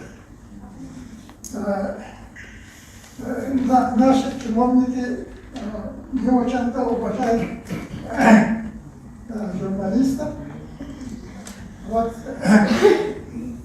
некоторые вот, наши товарищи, если я напишу о старом журналисте или каком-нибудь старом партийном государственном работнике, они некоторые даже не берут.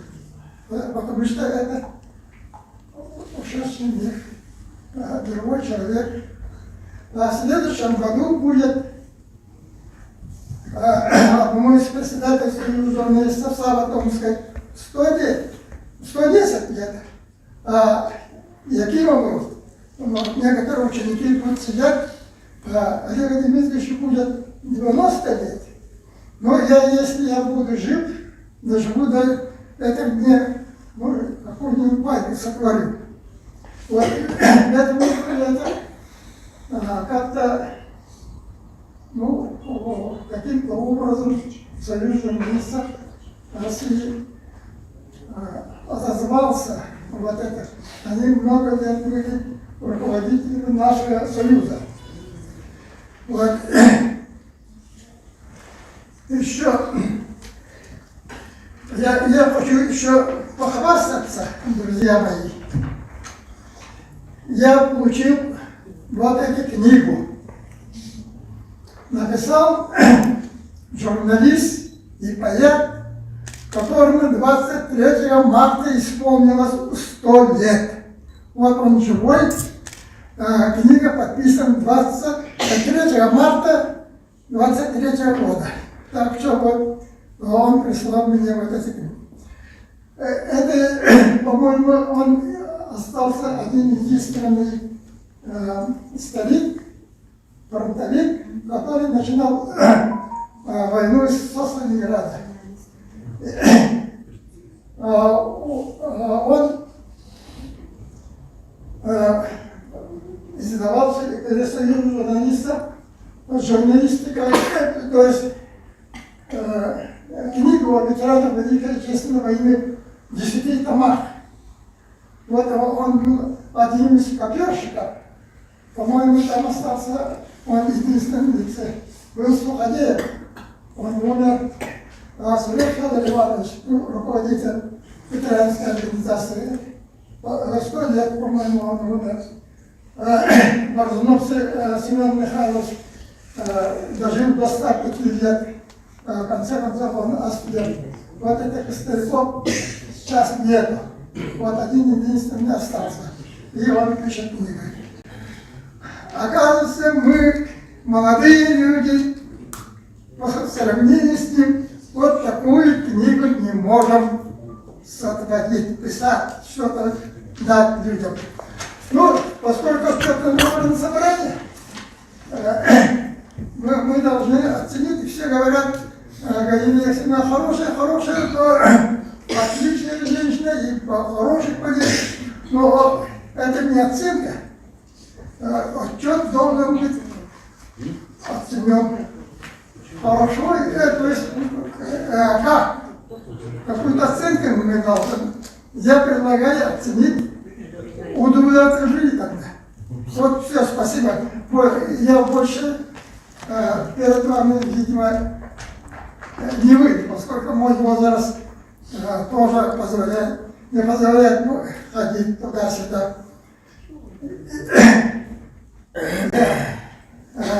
Вот скоро у меня будет 85 лет, так что...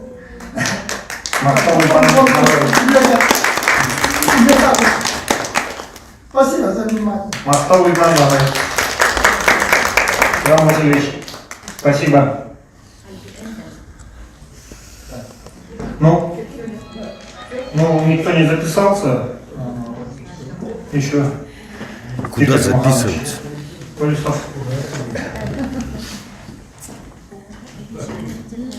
Дорогие коллеги, решили коротко, информативно от имени всего коллектива Акционерного общества «Сахамедиа», от всех 3 редакций, от всех аппарата управления, от всех работников, от работников медиацентра Галину Алексеевну поблагодарить за ту работу, которую она делает, я думаю, еще будет делать. Мы всегда поддержим.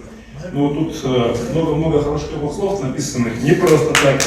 Вчера наш один тоже корифей Григорий Федор Николаевич писал, там у него дымилось просто, да, поэтому обязательно почитайте слова, которые мы вам передаем. Но если говорить о пере, значит, да, разрешите от коллег вам это вот серебряное перо подарить от Сахамедии, для того, чтобы серебро, говорят, все плохое гонять, чтобы он тоже вам помогало. Еще раз благодарю.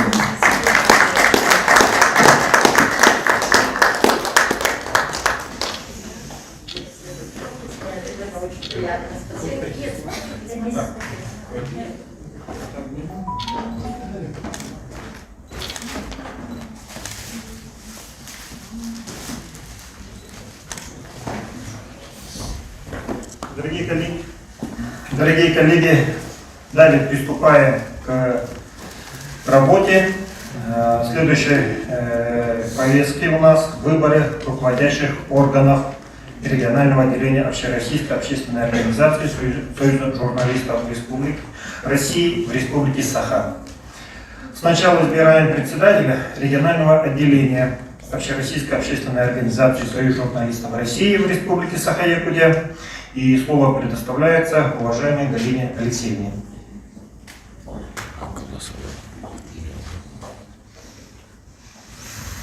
Дорогие коллеги, мне очень ответственно с одной стороны. Вот 15 лет как бы я вжилась в эту роль председателя Союза журналистов, да, действительно.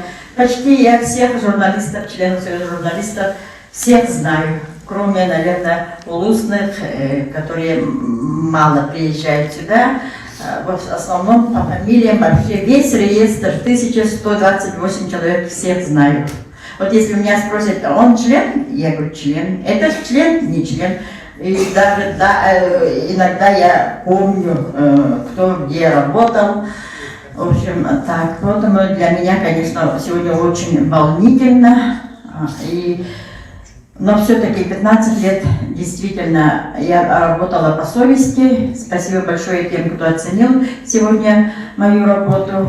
И действительно меня воспитали пионерия, комсомол и партия, и мои родители, конечно. И поэтому вот так работать на общественных началах, это очень сложно. И благодарю сегодня я свою семью, моего мужа Михаила Ильича, мою дочку, кто знает по соседству в нашем кабинете, да, видите, что мой водитель, мой оператор, мой фотограф, это мой муж Михаил Ильич. Благодаря только его поддержке действительно я работала. Если бы муж не поддерживал, да, женщина, если бы он сказал, нет, что ты делаешь вообще бесплатно, что ты с утра до вечера тебя нету. Тем более я живу далеко за городом, утром приезжаю, вечером в 8 часов я отсюда уезжаю домой. И дочка меня всегда поддерживает, она и сегодня, и вчера вот здесь тоже бегает, помогает. И я очень благодарю их, и во всеуслышание я сегодня хочу сказать такое. Действительно, у меня прекрасный тыл, любимая семья. Дай Бог каждому жить в такой семье и иметь такую семью. И, конечно, благодарю моих коллег еще раз по Союзу журналистов по правлению, всех председателей, которых сегодня я назвала и не назвала, и даже моих вот соседей по кабинетам. Вот Александр Иванович, Матвеев Алеша, там Попов Ганя, мой постоянно все благодарности, все вот эти распечатывает, ключи им оставляю, все доверяю, кому-то что-то делать, у кого-то взносы принять, если меня нет в офисе. И все время вот действительно меня выручают. И мне от этого, конечно, очень радостно, что люди уважают, прислушиваются. И спасибо вам большое, это дорогого стоит. И, конечно, мне хочется, чтобы кресло председателя... Проголосуем по отчетам. По отчетам не проголосовали? Да, вот. А тогда... Как говорите, да, ну лучше.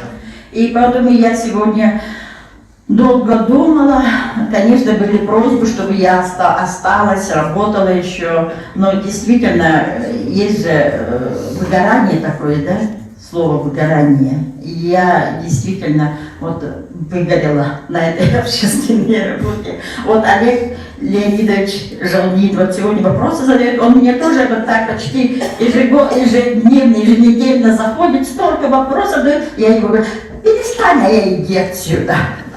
Всяко разные вопросы, всяко разные идеи, таких очень много. Ветераны, мои дорогие, любимые. Светлана Михайловна тут сидит, она пришла вчера.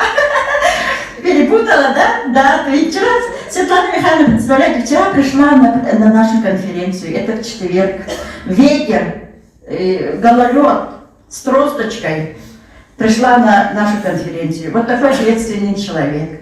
И мне, конечно, вчера опять же попросила своих коллег, они дали машину, отвезли ее домой. Вот тоже благодарю своих коллег, вот, которые выручили. У меня же нет машины, муж у меня не сопровождает с утра до вечера. И вот такие вот дела. Галина Алексеевна, мы сейчас все-таки проголосуем. Давайте проголосуем. Да, по отчету. Вот, на этой ноте вот очень хорошее выступление, как бы завершающее, да, вот отчет. В целом, уважаемые коллеги, давайте проголосуем по отчетам наших выступлений. И кто принимает отчет за? Кто против? Удовлетворительно, как вы сказали, Иван Васильевич. Но обычно же в правительстве и так далее две оценки бывают, лук или ну, да. Вот вы как предложили, вот, удовлетворительно, да. Кто за и кто против? Нет? Спасибо. Счетная комиссия посчитала.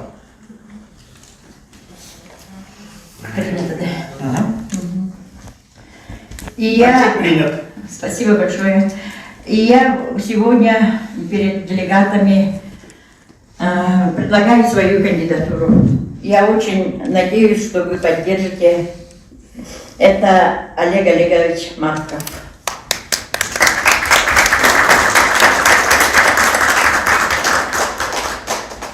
Как положено, я сейчас представлю его, потому что это моя кандидатура, и состав правления тоже поддержал эту кандидатуру. Я его, конечно, он сразу не согласился, само собой, долго мы с ним разговаривали, общались не раз, и, наконец-то, как говорится, тоже уломала его. И спасибо большое, что Олег Олегович согласился. Вот. Генеральный директор государственного бюджетного учреждения Национальной вещательной компании «Саха» Олег Олегович, наверное, нет, наверное, людей, которые не знают нашего коллегу. У него 2 высших образования, окончил Якутский государственный университет, отделение журналистики, по специальности журналистика, и Российскую академию народного хозяйства и государственной службы в городе Москва, по специальности государственное и муниципальное управление. И также у него есть, конечно, профессиональная подготовка, и не одна, но это основная, у него это телепродюсер.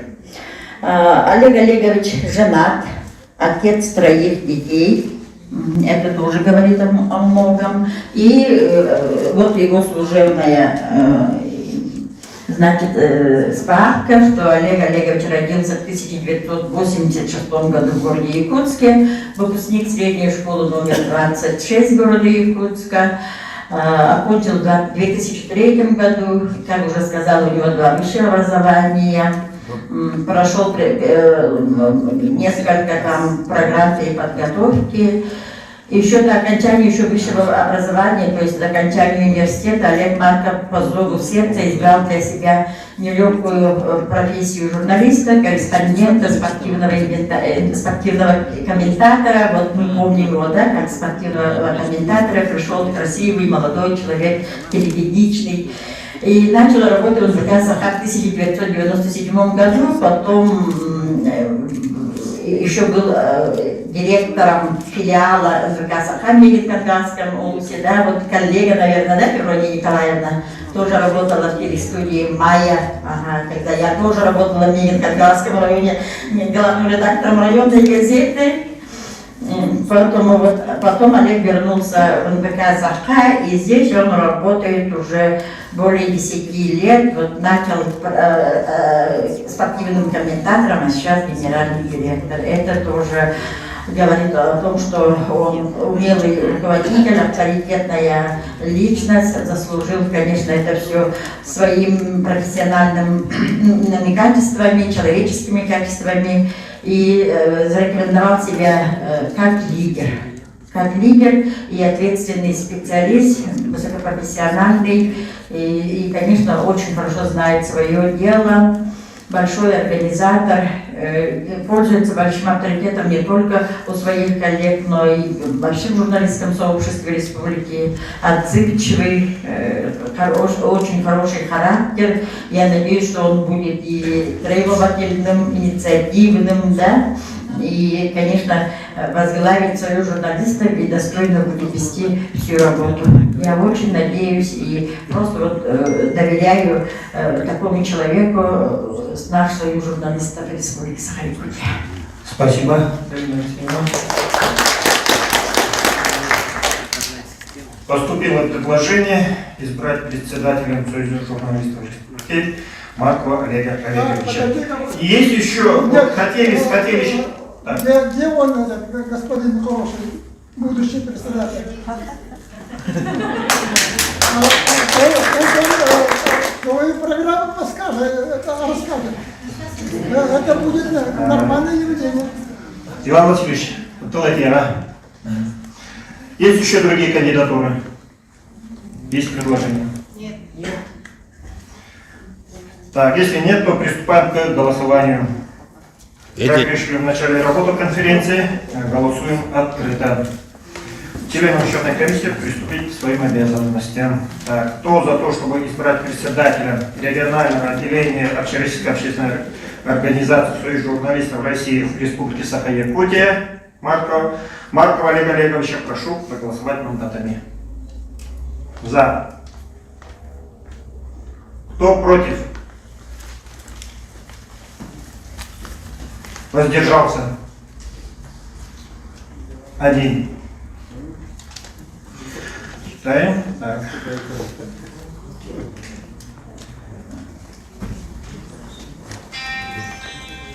Счетная комиссия, председатель.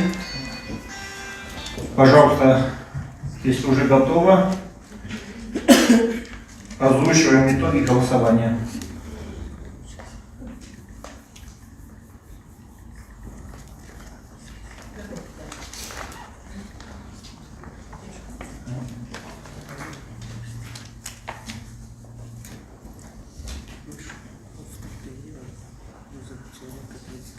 Добрый день, уважаемые коллеги, уважаемые делегаты конференции.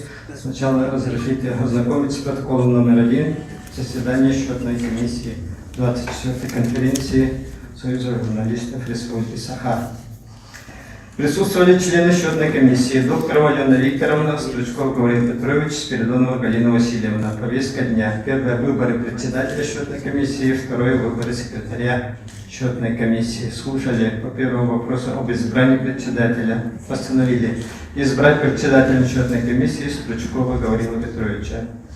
Второй вопрос об избрании секретаря счетной комиссии. Постановили избрать секретарем счетной комиссии Спиридонову Галину Васильевну. Предложение принято единогласно. Так, протокол номер 4. Заседание счетной комиссии 24-й конференции регионального отделения Общероссийской общественной организации Союз журналистов России в Республике Саха-Якутия 7 апреля 2023 года. Слушали о результатах голосования по избранию председателя регионального отделения Общероссийской общественной организации Союз журналистов России в Республике Саха-Якутия. Принимают участие в работе конференции на момент избрания 50 делегатов. Кворум для принятия решения имеется. При открытом голосовании, при подсчете голосов установлены следующие результаты голосования. За 49 голосов, против 0, воздержался 1. Таким образом, получив большинство голосов делегатов, принимавших участие в конференции, при наличии кворума, председателем регионального отделения Общероссийской общественной организации «Союз журналистов России в Республике Саха-Якутия» решили избрать председателем регионального отделения Общероссийской общественной организации «Союз журналистов России в Республике Саха-Якутия» Маркова Олега Олеговича.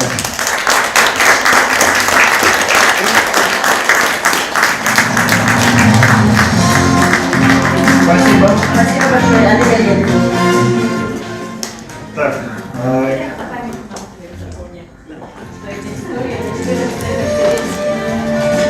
мы потом продолжим.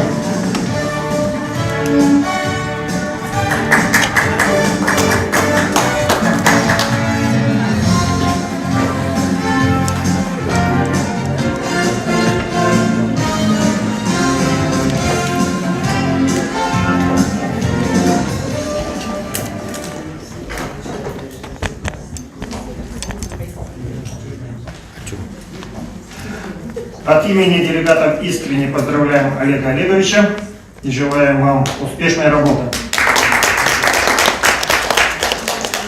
Так, по выборам членов правления сейчас уже слово предоставляется вновь избранному председателю Олегу Олеговичу Маркову. Добрый день, уважаемые коллеги. Во-первых, хочу поблагодарить за то, что доверили столь высокую общественную должность. Естественно, это большая ответственность. Постараюсь оправдать ваши ожидания. Хочу поблагодарить Галину Алексеевну за проделанную большую работу и от себя лично вручить букет цветов.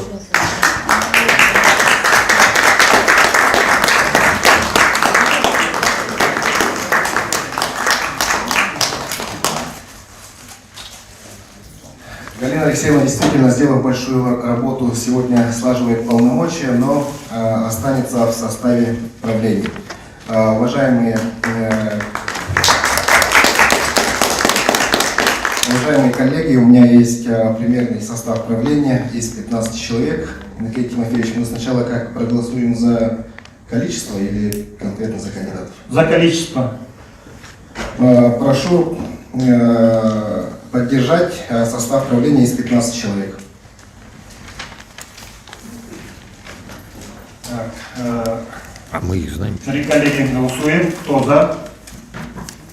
Комиссия считаем. Против? Воздержался? 1.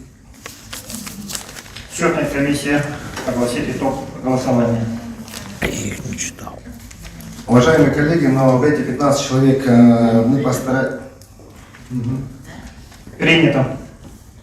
Мы постарались охватить всех отрасли: государственные, негосударственные, телевидение, радиовещание, печатные издания, также устные редакции, молодежь и ветераны. Позвольте озвучить список. Списком голосуем? Или сейчас зачитает? Зачитает, да, но после этого. В состав правления предлагаю Антонова Алена Анатольевна, продюсер НВК «Саха», Батуева Нюргена Васильевна, редактор радио, Бочкарева Галина Алексеевна, шеф-редактор издательского дома «Эль-Тумен», Гаврилев Чакур Николаевич, Гуринов Афанасий Гаврилевич, главный редактор журнала «Кюрюльген», Макаринская Елена Васильевна, Лебединская Анна Алексеевна, Наговицына Елена Алексеевна, Пасельский Александр Васильевич, Степанова Ольга Николаевна, Тарабукина Альбина Афанасьевна, Докторова Алена Викторовна, Ефремов Тимофей Алексеевич и Чусовская Анна Иннокентьевна.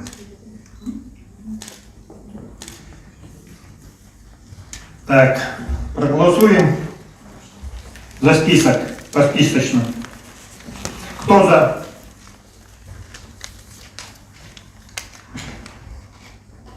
Кто против? Воздержался? 1. Так, счетная комиссия.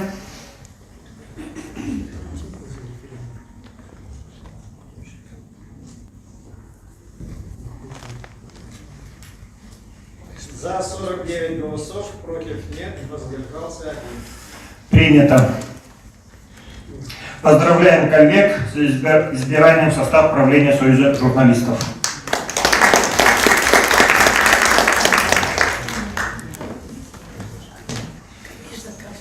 Ну, обсуждаем седьмой вопрос. Избрание контрольной телевизионной комиссии.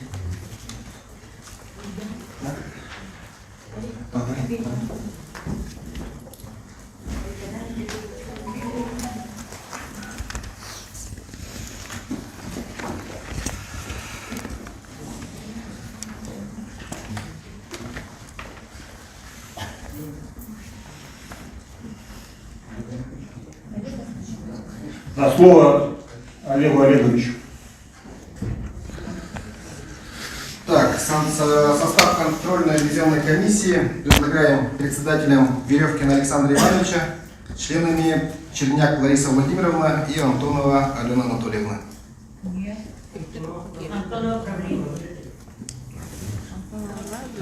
Так. Есть вот изменения. Есть предложение. Предложение кого включить? Состав контрольной ревизионной комиссии.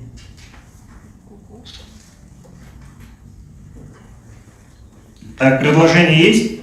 Голлонова. Из числа делегатов. Может, желающие? Голлонова туда включить. Голлонова в другой комиссии. Есть предложение его включить в другую комиссию. Сусанну. Предлагайте, пожалуйста, от делегатов. Так, дорогие коллеги, активно. Никитину Сусанну. Так, поступило два предложения. Никитину Сусанну, Лукиничну И Олег Жилмин. и Олег Леонидович Жилмин.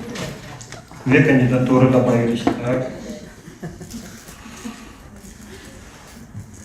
Ну, как голосуем? Потому что два члена уже известно, еще по каждому члену. Давайте. Угу. Или списочно. Да, вот Жилмина и Никитину. Давайте сперва голосуем за первое предложение. Да, Жилмина Олега Леонидовича. Кто за?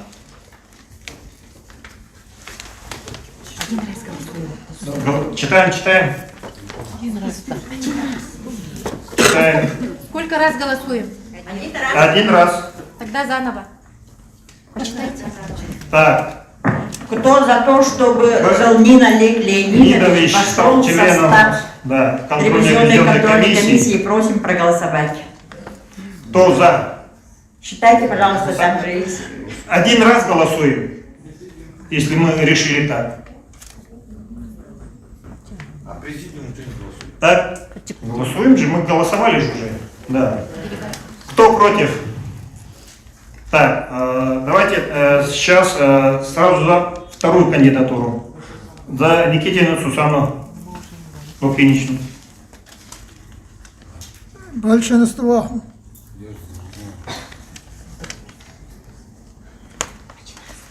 Читать. Так, ждем решения счетной комиссии.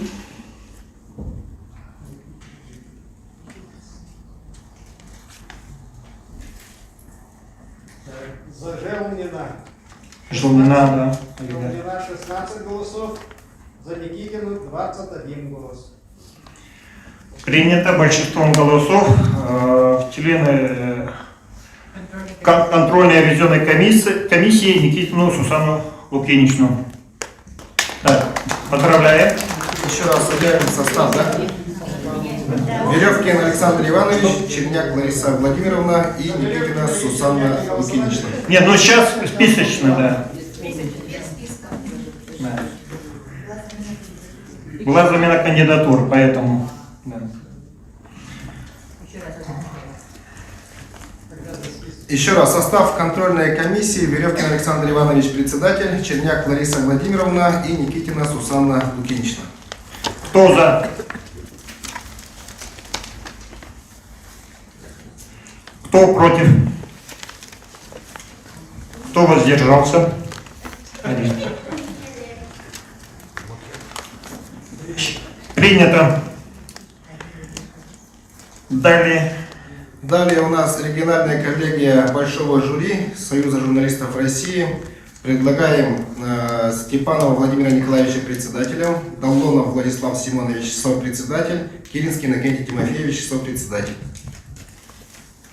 Голосуем списочно. Списком. Кто за? Кто против? Против. Делегаты, вы против, да? Лена Петровна. Ой, нет. Кто воздержался? Единогласно. Поздравляем.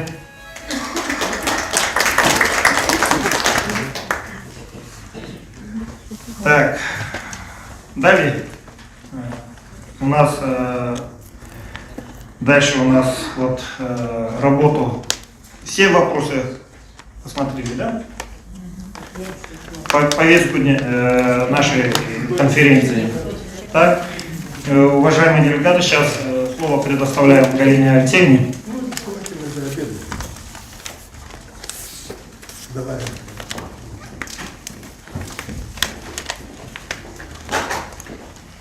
Напоследок, уважаемые делегаты, напоследок, да,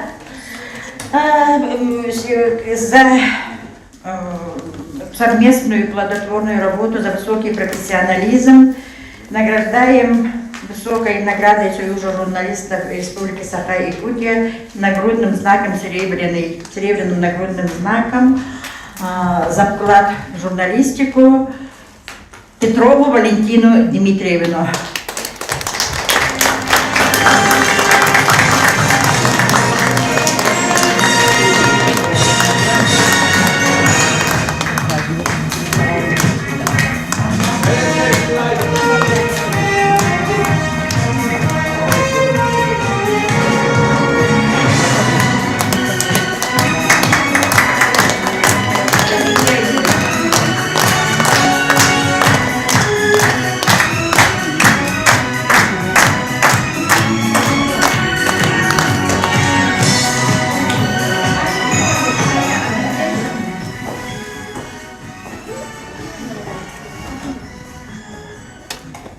Награждается Степанский Валерий Валентинович.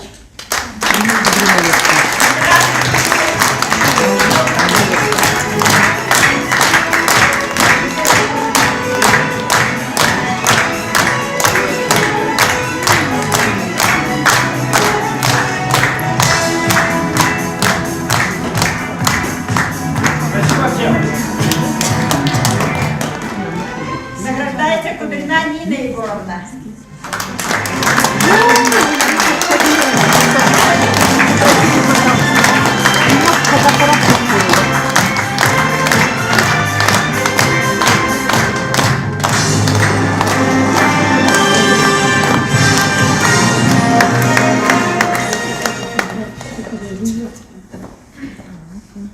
Награждается Степанова Ольга Николаевна.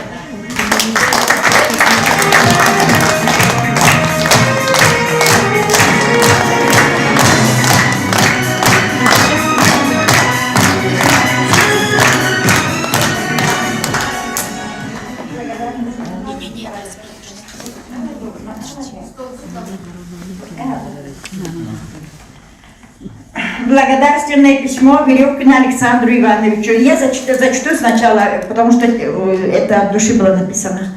В активе правления Союза журналистов Якутии множество ярких мероприятий, способствовавших консолидации журналистского сообщества и оставившихся в памяти многих коллег. Активную поддержку все эти годы нам оказывали вы, наш коллега Александр Иванович. Все вместе мы были командой, которая оказалась под силу многое. Вы внесли свою лепту наше общее дело. Позвольте мне искренне поблагодарить вас за плодотворную совместную работу, за ваш высокий профессионализм и тот огромный вклад, который вы внесли в развитие нашей организации. От всей души желаю вам дальнейших успехов, новых свершений, реализации всех ваших проектов и планов. Будьте здоровы, счастливы и успешны. Председатель Союза журналистов Республики Саха-Якутия Галина Бочкарева. Пожалуйста.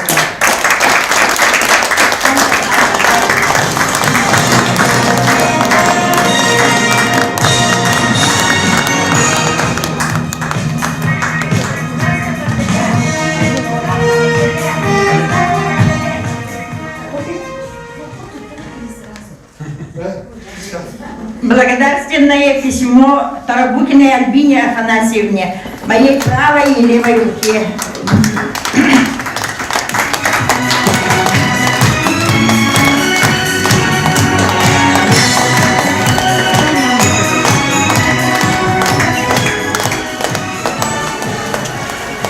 Воробьевой Елене Валерьевне.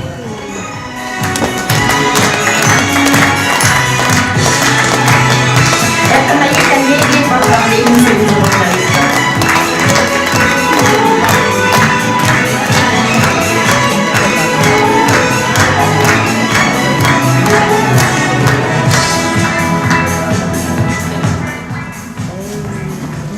Теренцеевой Евдокии Семеновне.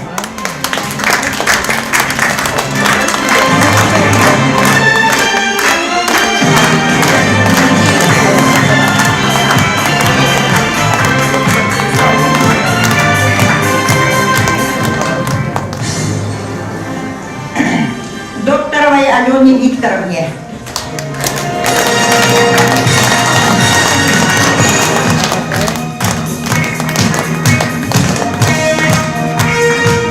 Тарасову Александру Иннокентьевичу.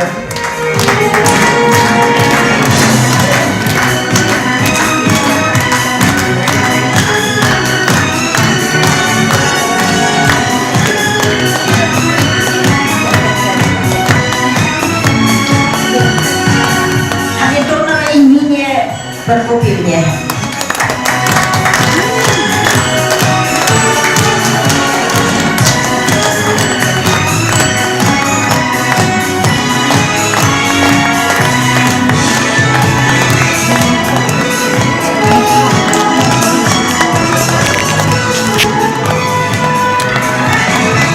Степанову Владимиру Николаевичу.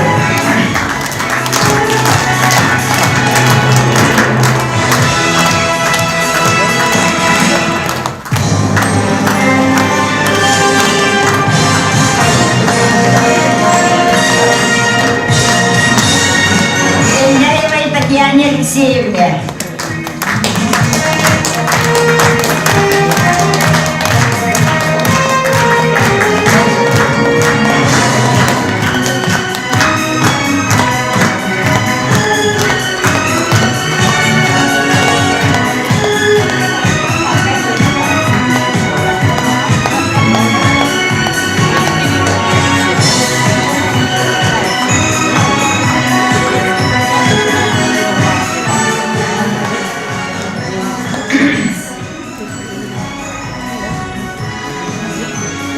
У меня тут очень много.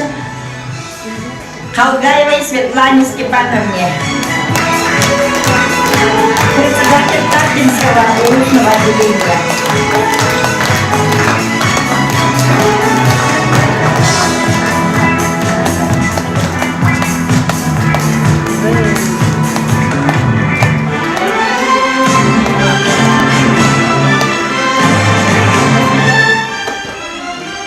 Абраховой Ирине Петровне. Верхнеуральский район, председатель публичное журналистское отделение Верхнеуральской области.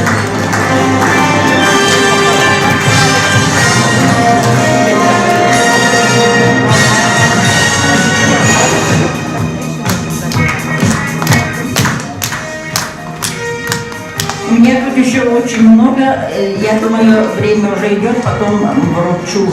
Спасибо вам большое за внимание. Александр Иванович, Разрешите мне, у меня приятная миссия, разрешите от имени руководства Государственного автономного учреждения Сахабичай.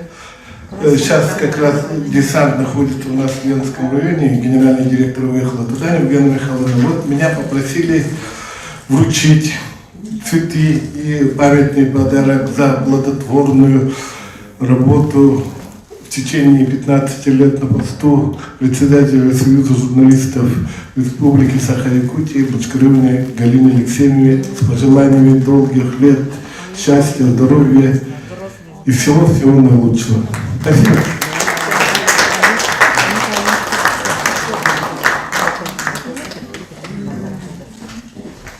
Спасибо всем. Уважаемые делегаты, искренне поздравляем всех коллег, избранных руководящий и контрольный орган регионального союза журналистов республики. И желаем вам успешной работы, крепкого здоровья, реализации планов и новых достижений на избранных ответственных должностях. Но еще коллеги желают поздравить Галину Алексеевну, поблагодарим, да, которая в течение долгих 15 лет достойно возглавляла наш творческий союз и старый состав правления за ответственную, плодотворную работу. Желаем вам всем здоровья, творчества, профессиональных достижений, счастья. Так, скажем так, на этом повестка дня исчерпана. 24-я конференция журналистов объявляется закрытой.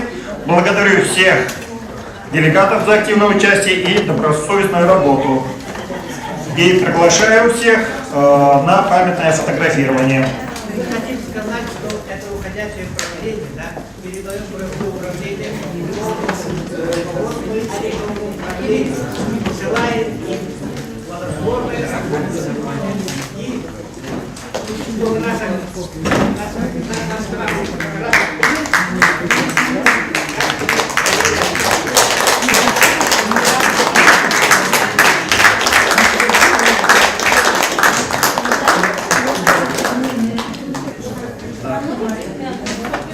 Правление фотографируется.